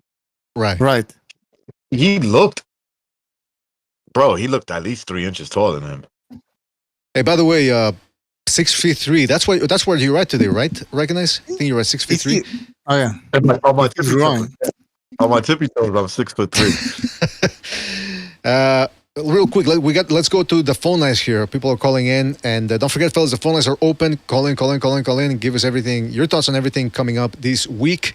Let's go to 410. 410. You're on the air. 410. What's on your mind? What's up, guys? Great show. Well, thank you, Jerry. What's up, man? Yep, great panel, man. Got some intelligent boxing guys on there. I just want to say a few things. One, the odds for this Manny fight shouldn't be thrown by that. You got to remember, Vegas, their number one job is to make bets. If they open this fight with Barrios too much of a favorite, nobody's going to bet. There's not going to be any betting action on the fight. And conversely, what does come in is going to be long money on Manny, so they'd stand to lose.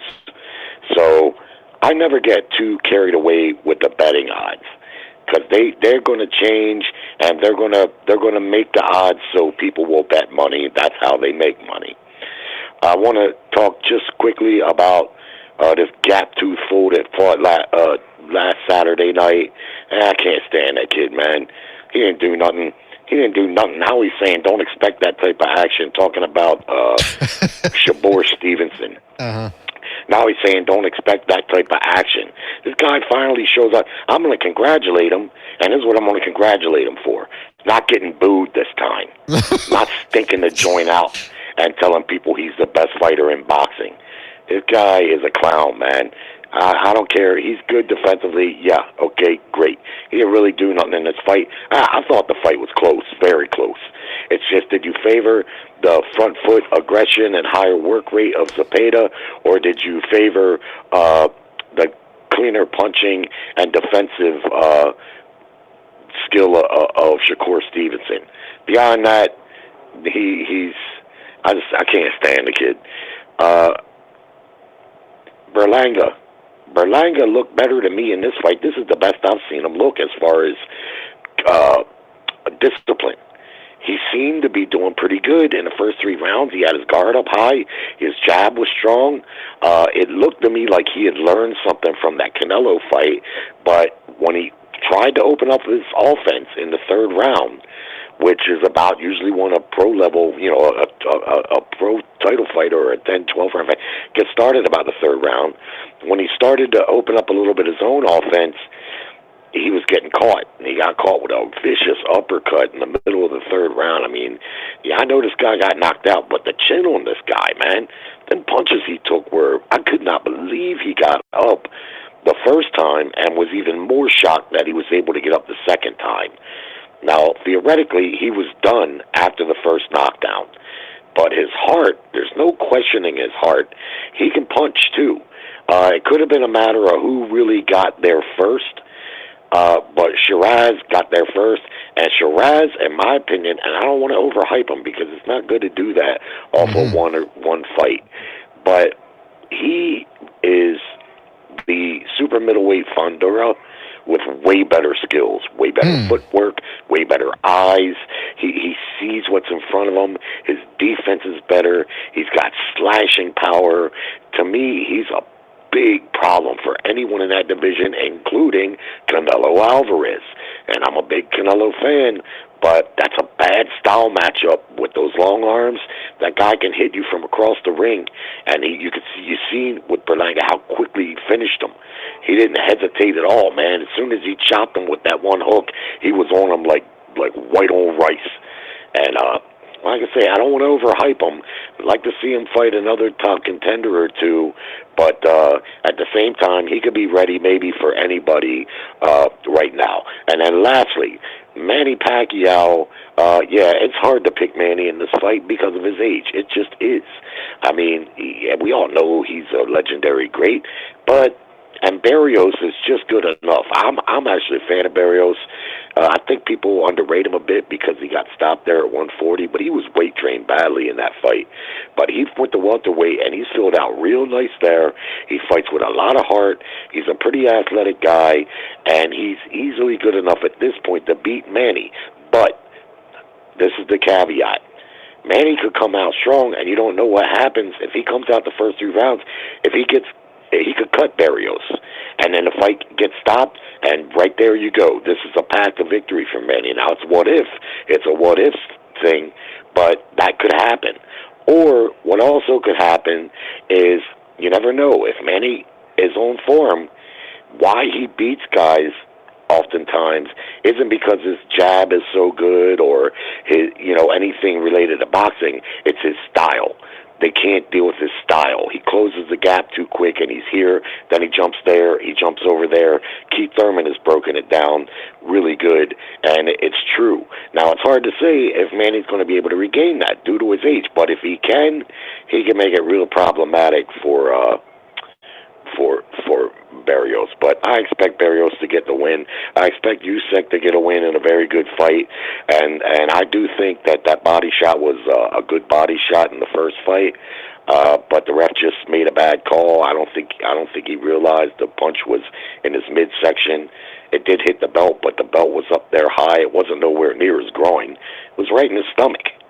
And I watched it a bunch of times. I just can't see why people think it was low. Probably because it hit the belt, but just hitting the top of the belt doesn't mean it's low. It's where the punch lands. And the punch didn't land in his groin. It wasn't even close. But I think Usyk will take care of him, but it may be real tough because, like you said, Dubois has really been on a run. Absolutely. All I got. All right, well, listen, good takes Thanks, there, guys. Jerry. Thank you for calling in. We'll catch you on the next one, man. Take it easy. Yeah, that's one thing about what he said about Pacquiao. By the way, hit the like, fellas. Hit the like. The phone lines are open. Make sure to call in. What he said about Pacquiao there, maybe, you never know. Yeah, maybe he can slash and dice Barrios, and maybe that leads to a stoppage.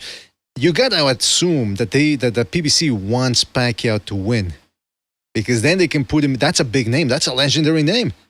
Coming off an upset against a younger guy, then you put him in there against Tank Davis. That seems like a dream scenario for the PBC. Would they want to do that? I don't know. We shall see. Like I said, fellas, don't forget to hit the like. Really helps us out. The phone lines are open.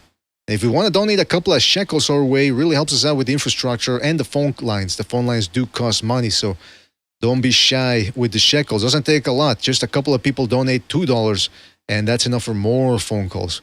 And by the way, I just read this interesting piece of news.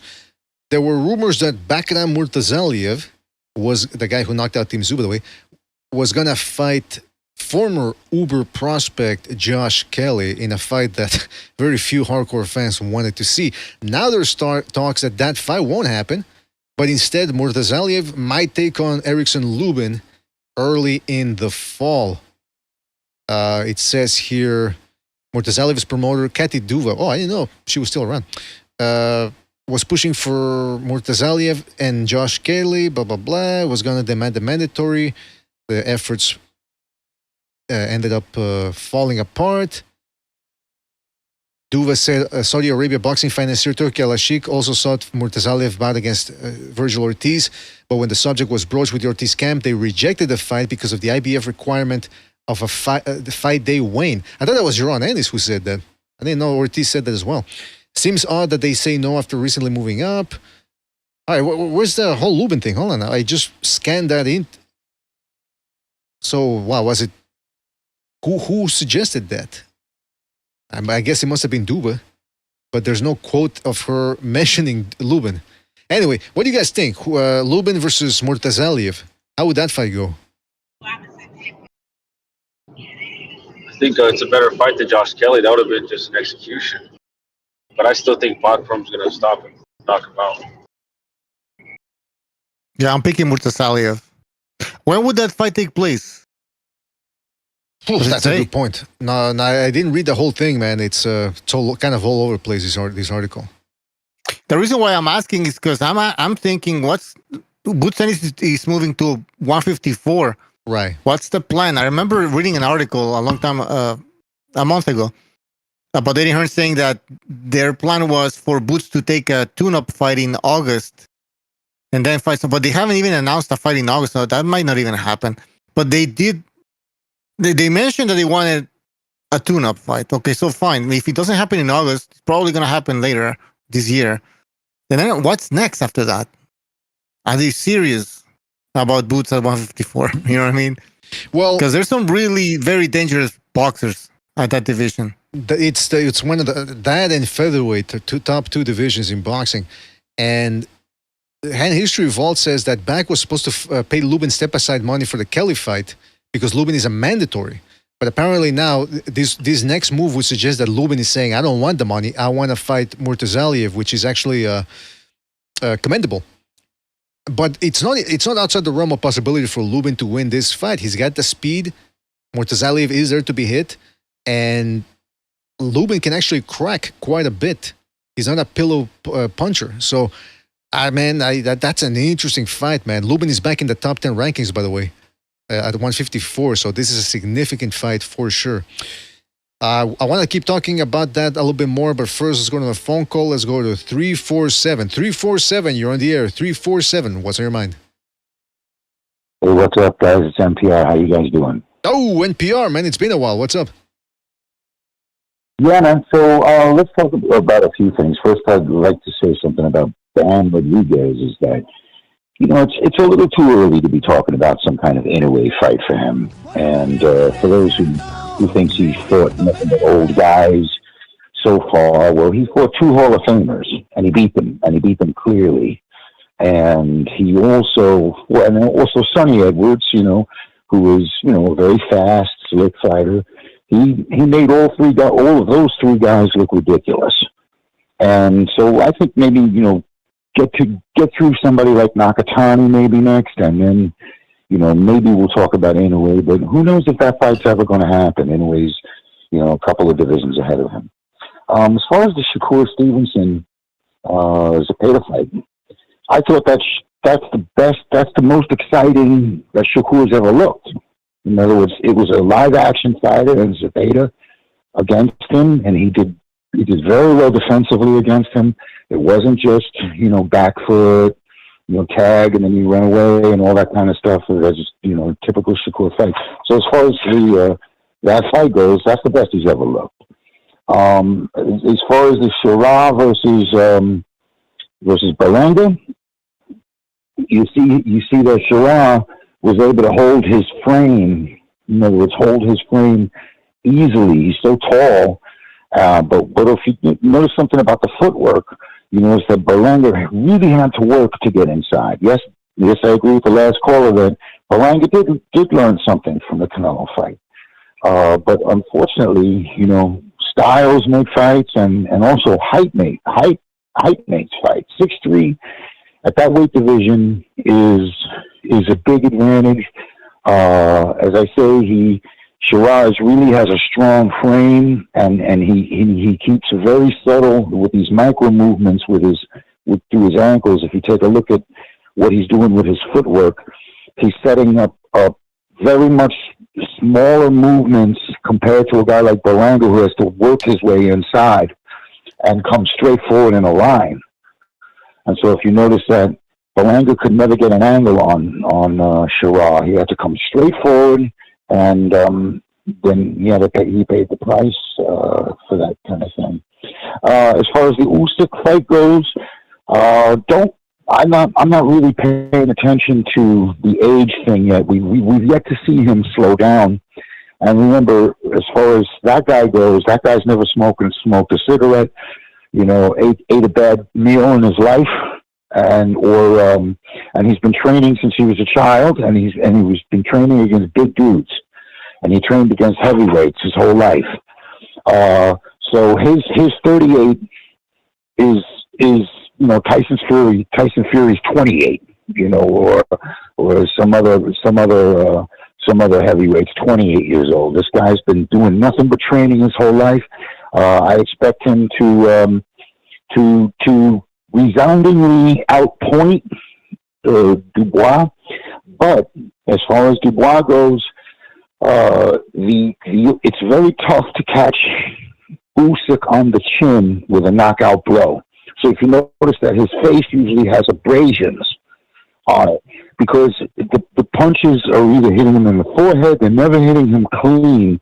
He's such a hard target to hit with a 1-2. It's very hard to knock that guy out with a 2.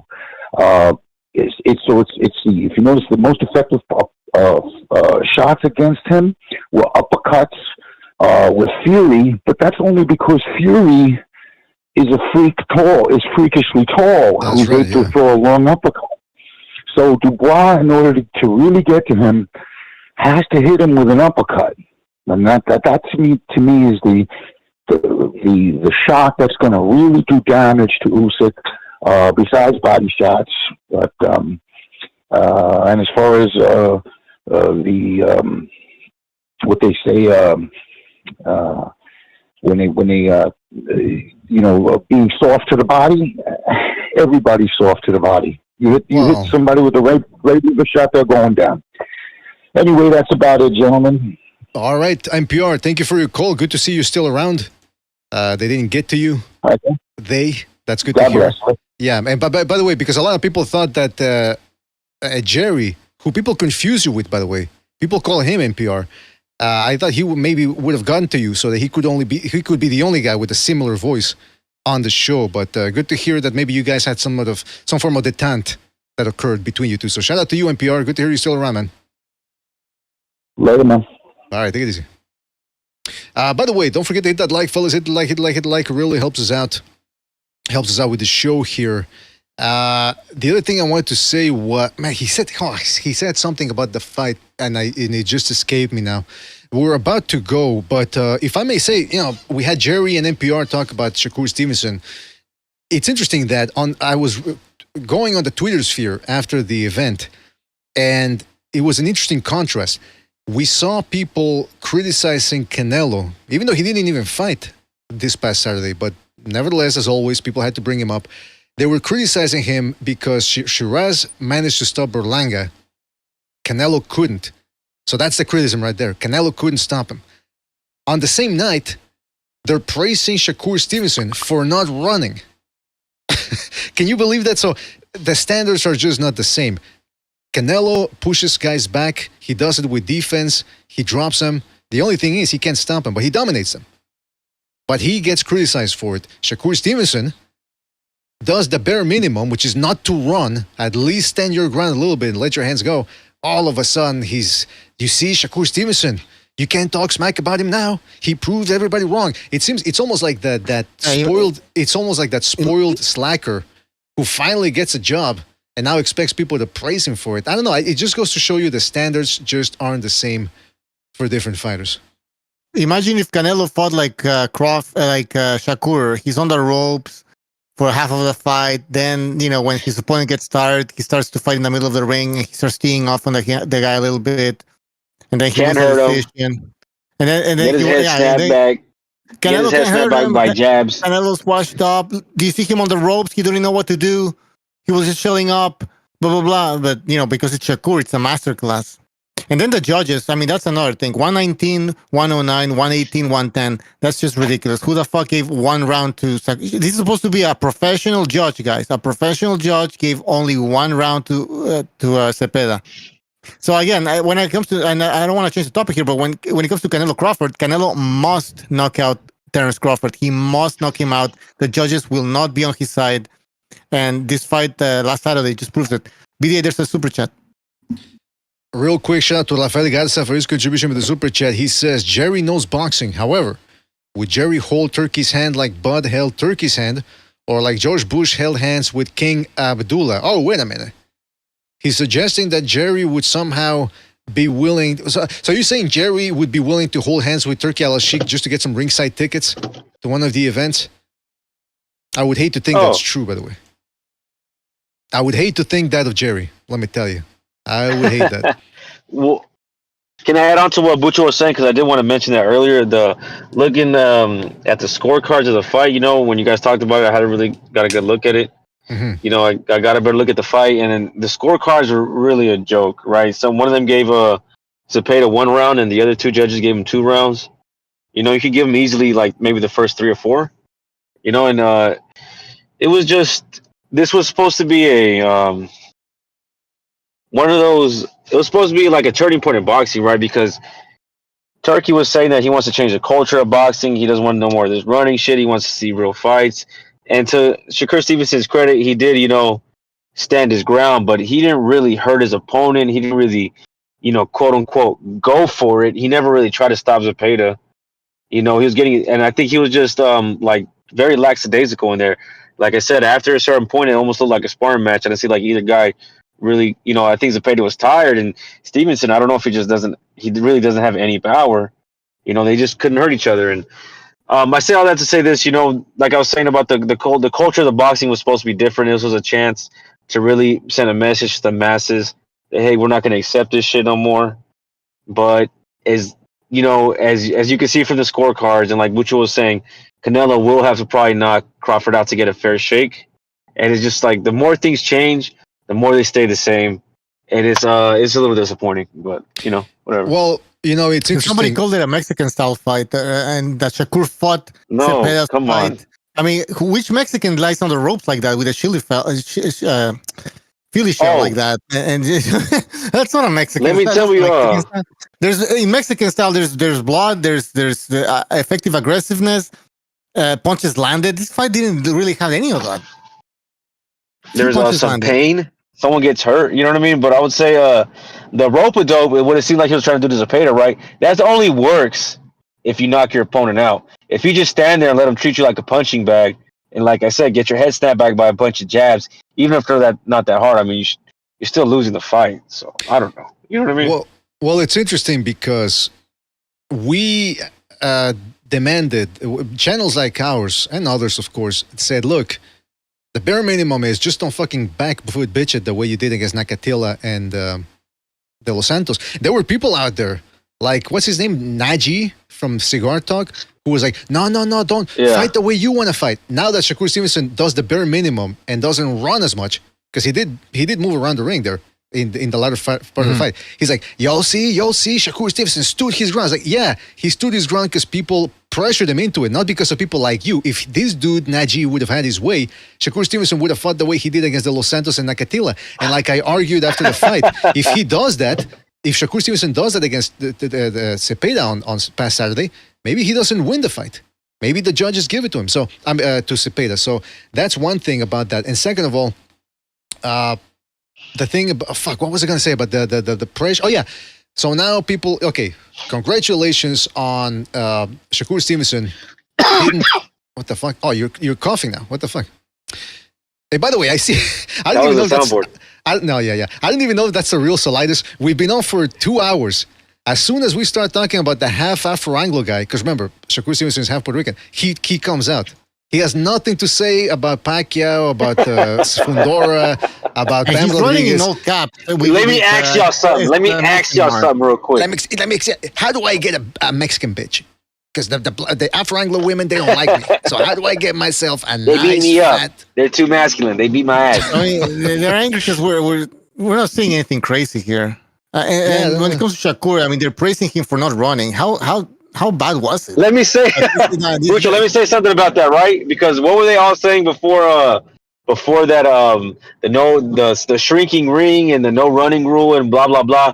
They're like, oh my god, they want Rock'em Sock'em robots. They just want these guys to have CTE. And you want these guys to put their lives on the line. They're already in danger. La la la. Look at that fight. Was Shakur Stevenson hurt? Was that so fucking hard? Exactly. Was anybody hurt in that fight? Was there one bloody nose? Were there any broken bones? Like, what the fuck? Now, Shakur didn't run, so now he's gonna have like fucking. He's gonna end up like Muhammad. He's built like that. Now he's built like that, Bucho. Is Shakur gonna have brain damage now because he didn't run? Guys? He's not. Exactly. He's not made out of paper mache. He's not made out of paper mache. He's built like that. He's got that. But before that, you guys want him to have brain damage? You want him to die in there? Oh, you want him to die? You want him to die? That's the type of shit that we're saying. Exactly. Great points you guys are making. Great points. Irrefutable, if I may say so myself. Let's go to the phone lines here. Let's go to 323. 323, you're on the air. 323, what's on your mind? Hey, what's going on, you guys? I'm not sure why it. From what it sounds like, you guys are saying like Cepeda's this amazing fighter. I always thought he was kind of one-dimensional. Like he didn't really, and it showed. He in this fight with Shakur. I mean, Shakur. What I liked is I watched it again, and you do have to wonder how he put him against the rope so many times, because he really did. So you have to give a lot of credit to Cepeda for the footwork. You've got to have some footwork if you're going to back a guy up like that. And the way he was jabbing and punching and coming in was great. But once he got him on the ropes, it's like, bro, this is your domain. This is what you're supposed to excel at. This is what you're supposed to be good at. And you couldn't neutralize that version of the Philly shell, which wasn't that great. He would clock him here and there, but somebody on the show came on after the fight making it seem like Cepeda was really putting it on him. And I'm like, yeah, some of the punches were getting through. They definitely were. I mean, Shakur got hit. I think I saw him get hit more in this fight than I've seen him in other fights. But I think Cepeda would have been better if he had more dimensions. Like if he wasn't so one-dimensional. But one great takeaway that I saw, that I observed from the fight, is that people were like, "Oh, he fought his fight." You know how people say that? "Oh, he fought Shakur's fight," or "Oh, he fought such and such." Like both guys fought their own fight in this. That's what was really good about it. Shakur fought his fight. Cepeda fought his fight.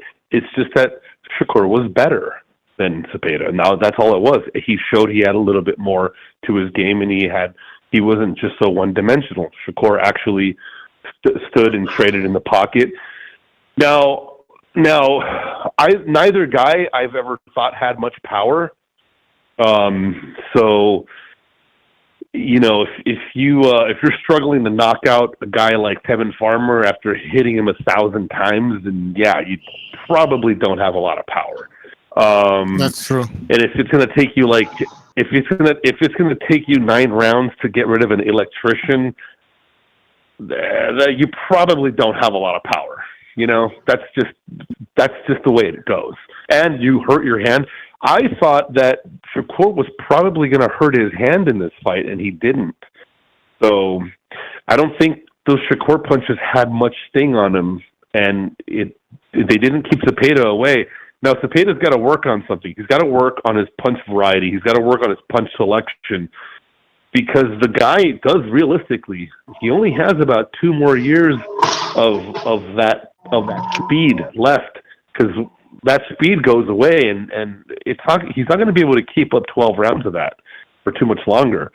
So he's got to work hard. He has to think about who he wants to have train him, to give him the tools to just to sharpen up, not to change the style. Don't change the style. I'm not saying he needs to be a back foot bitch or run around or be a counter puncher. No. He's a good pressure fighter. Make him a great pressure. Make him a better. I don't think he's going to be a great pressure fighter, but make him a better pressure fighter. And that involves learning how to neutralize multiple defenses on the ropes. Because if you can get a guy on the ropes, man, fuck, come on. Yeah, you're right. You're right about that. That's a good point. I hear you on all that. That's a great point. And I think the person that you were referring to that thought that Cepeda did better than what people saw. I think you're referring to Food TV. And I hear you on all that. I hear you. But again, the thing that people really want to talk about as it pertains to you is the Don Madrazos list. You said that there were people clowning you for picking Shiraz. Yeah, I've got the files. People love the files. And you know what? A lot of people are ready for the files. People are really asking for the files. Are you still talking about this creep? Don't ask me about that again. I don't want to know. Those people are bad people. Okay, they're bad. Hey, that's a good impersonation right there from Don Madrazos. All right, well, listen, Don Madrazos, man. Excellent points, good impersonation. Anyway, listen, I don't know who he should have train him to teach this kid some punch variety, but it would be very good to start learning, because if you could get a guy like Shakur, a runner like that, against the ropes, I mean, you don't think he could have used his running tactics to get out of harm's way?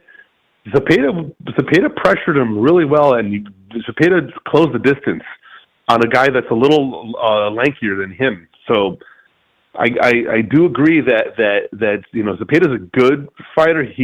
I don't think he's a great fighter. I don't think he's an exceptional fighter. I think he's good, but he could be better. That's all. You go. That's it. I agree. Well, listen, great points on Madrazos as always. Thank you for your call, and call back next time, all right? Take it easy out there. All right, gentlemen. Have a good night. That's a good impersonation right there. I don't know who has a better impersonation, Recognize or Don Madrazos. We'll have to see. Oh, we got another phone call here. I thought we were about to end the show, but let's see. Let's go to 612. 612, you're on the air. 612, what's on your mind? Now, what was you guys saying? Oh boy, this is the latest. I don't know. Saying about what? What were you saying? We wanted to ask you something. We wanted to ask you something. No. We wanted to ask you yelling. something. You were yelling in the chat. What were you yelling about? I wasn't yelling in the chat. You were yelling. Yeah, you had all caps. You were writing in all caps with exclamation marks.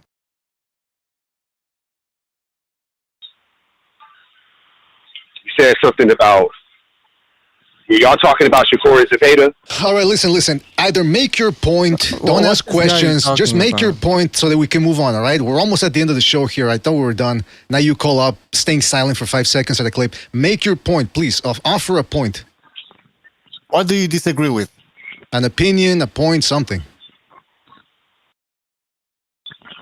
No, since it's the end of the show, I got a lot of stuff. I'll save it for the next one. All right. Whatever. See ya. Yeah. Wow, he just bitched out. He bitched out. Hey, listen, here's what I want to say about Shakur Stevenson. Because I didn't get... you guys made some excellent points. Everything that people were saying prior to the fight, like Naji. No, don't fight. Fight your fight, champ. Fight your fight. Now they're praising him for doing what we wanted him to do. Like Sober said. People were saying... Saldus.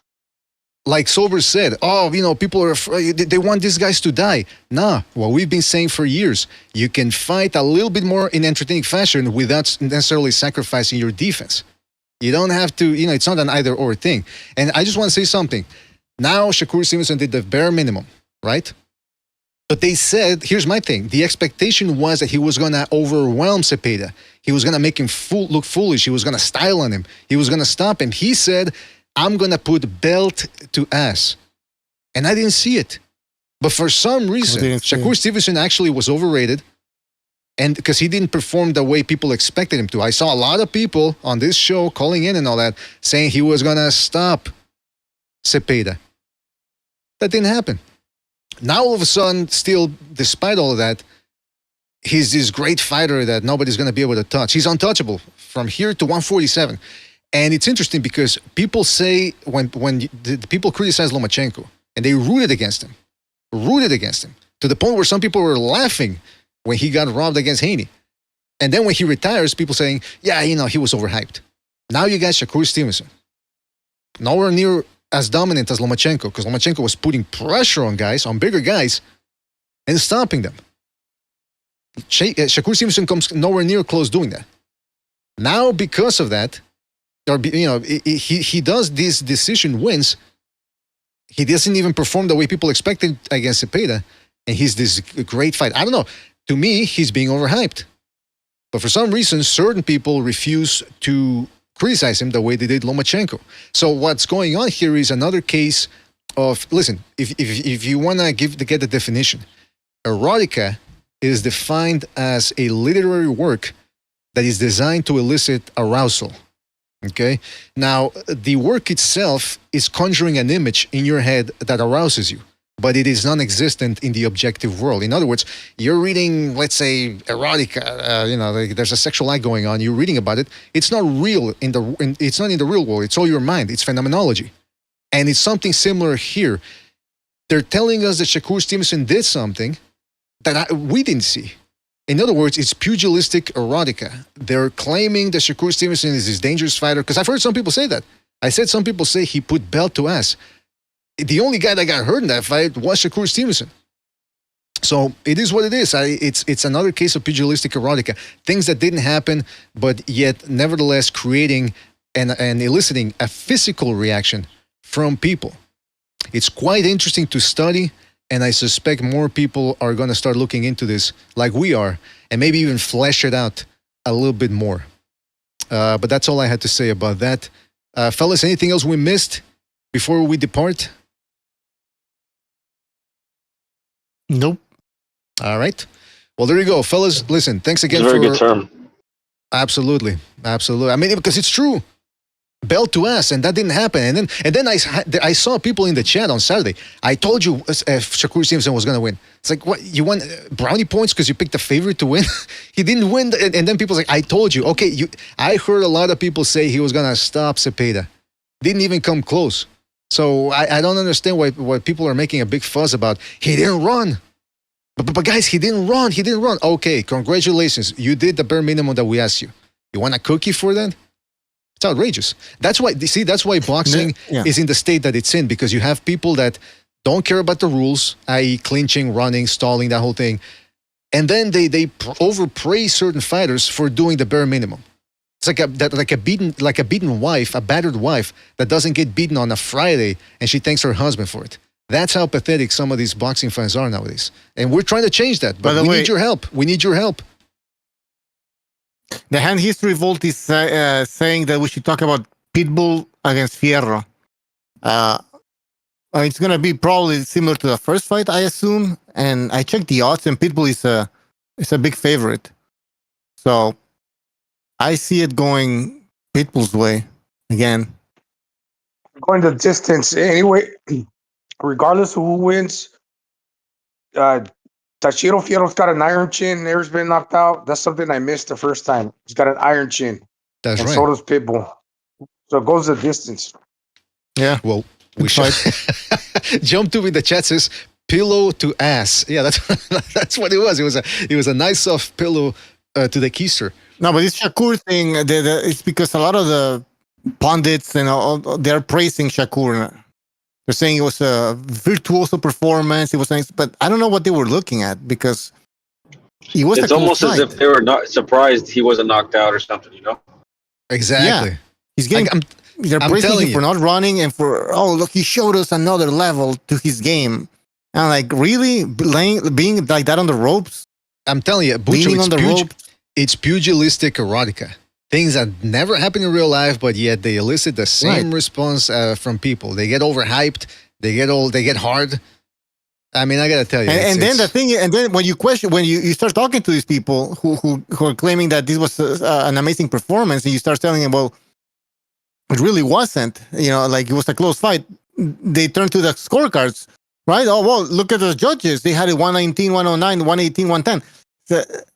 So because even the judges are fucking crazy.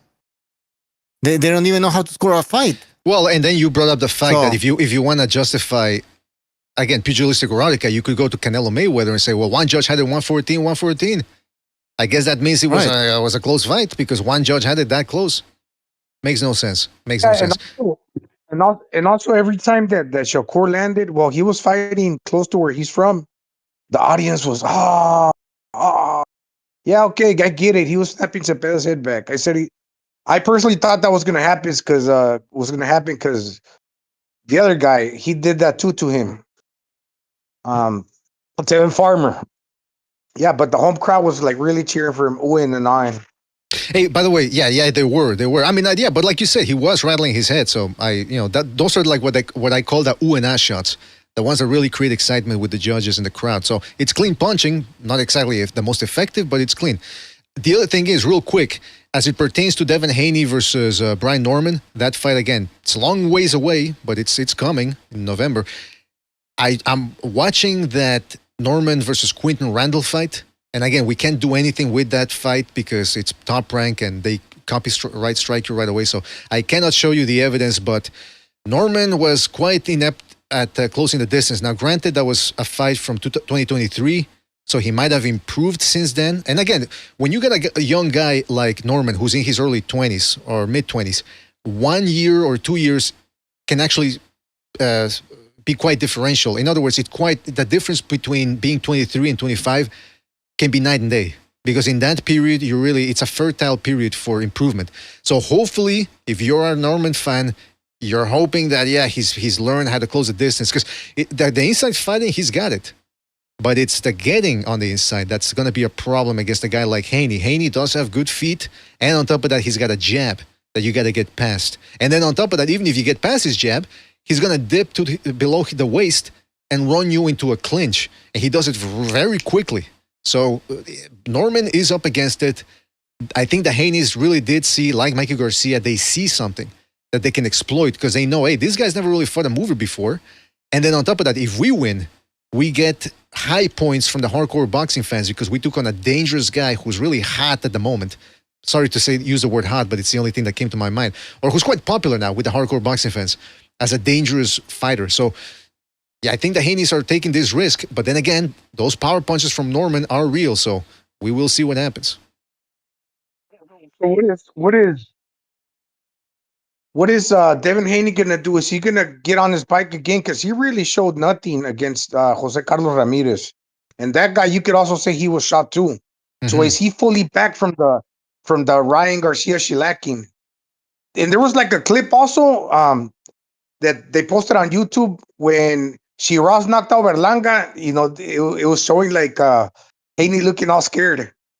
So I still think he's got I think he's still shell shook from the Ryan beating. Now he's facing a puncher. If he goes in there and runs like he did against Ryan Garcia, against Jose Carlos Ramirez, well, he proves nothing. He's got to really get in there, and this guy also, he needs to get in there and sit in the pocket too.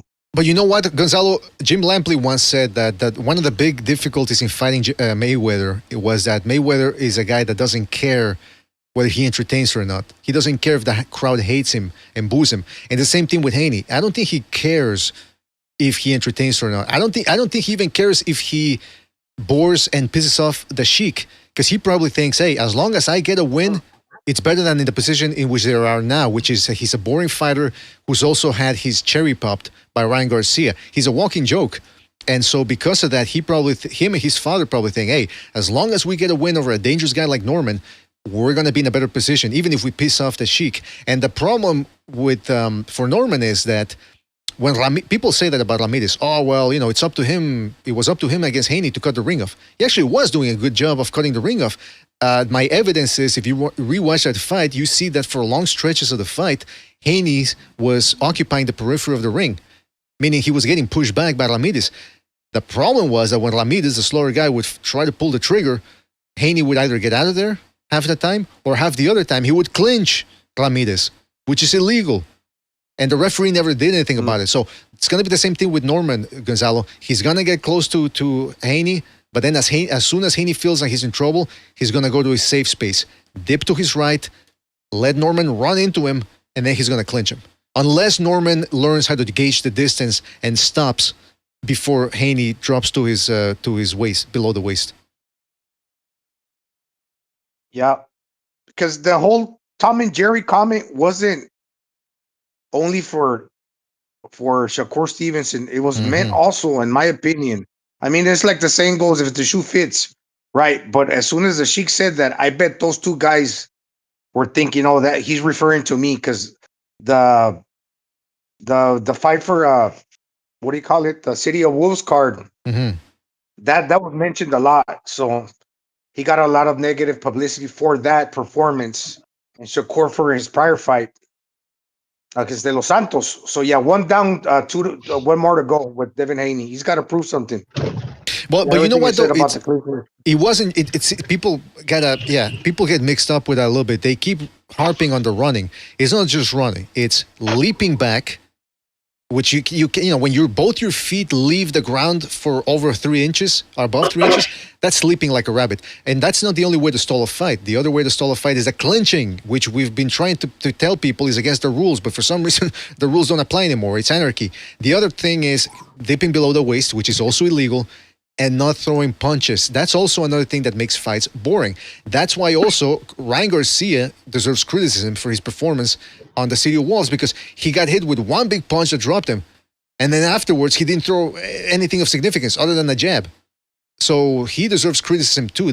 It's not just running. It's not throwing punches. It's clinching, dipping below the waist, and essentially wasting our time and our hard-earned money. Yeah, that's right. I think with Ryan too, I think the problem that I see more now, and I'm kind of like convinced, it's his chin. He doesn't trust his chin. Because when you say that about him not throwing punches, it's got to be that. He's not trusting his chin to let his hands go. That's right. That's right. Well, listen, fellas, I think that's it for today. We've been on here for almost 2.5 hours. We'll try to be back later on this week. Maybe some gimmick shows, maybe an Open Lines Friday, or maybe a countdown show. Although that will be difficult to do because the fights over there in England start at the afternoon here, or noon. So doing a countdown show, we'll see what happens. Shout out to everybody out there who donated the super chat. Shout out to everybody who called in.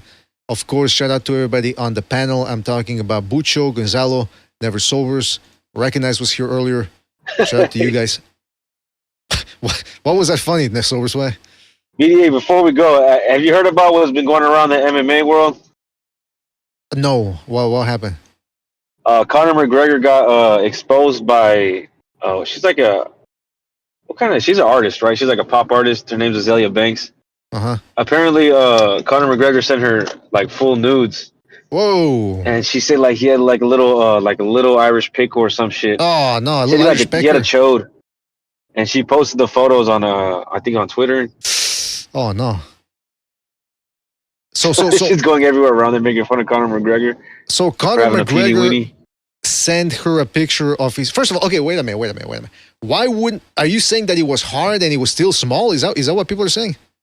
Well, I don't know. I haven't seen the picture. I'm saying what the woman was saying. She's like, how are you gonna send me a picture of your peenie weenie, and then try to threaten me not to tell nobody, like some little Irish like potato or some shit. She made a joke like that.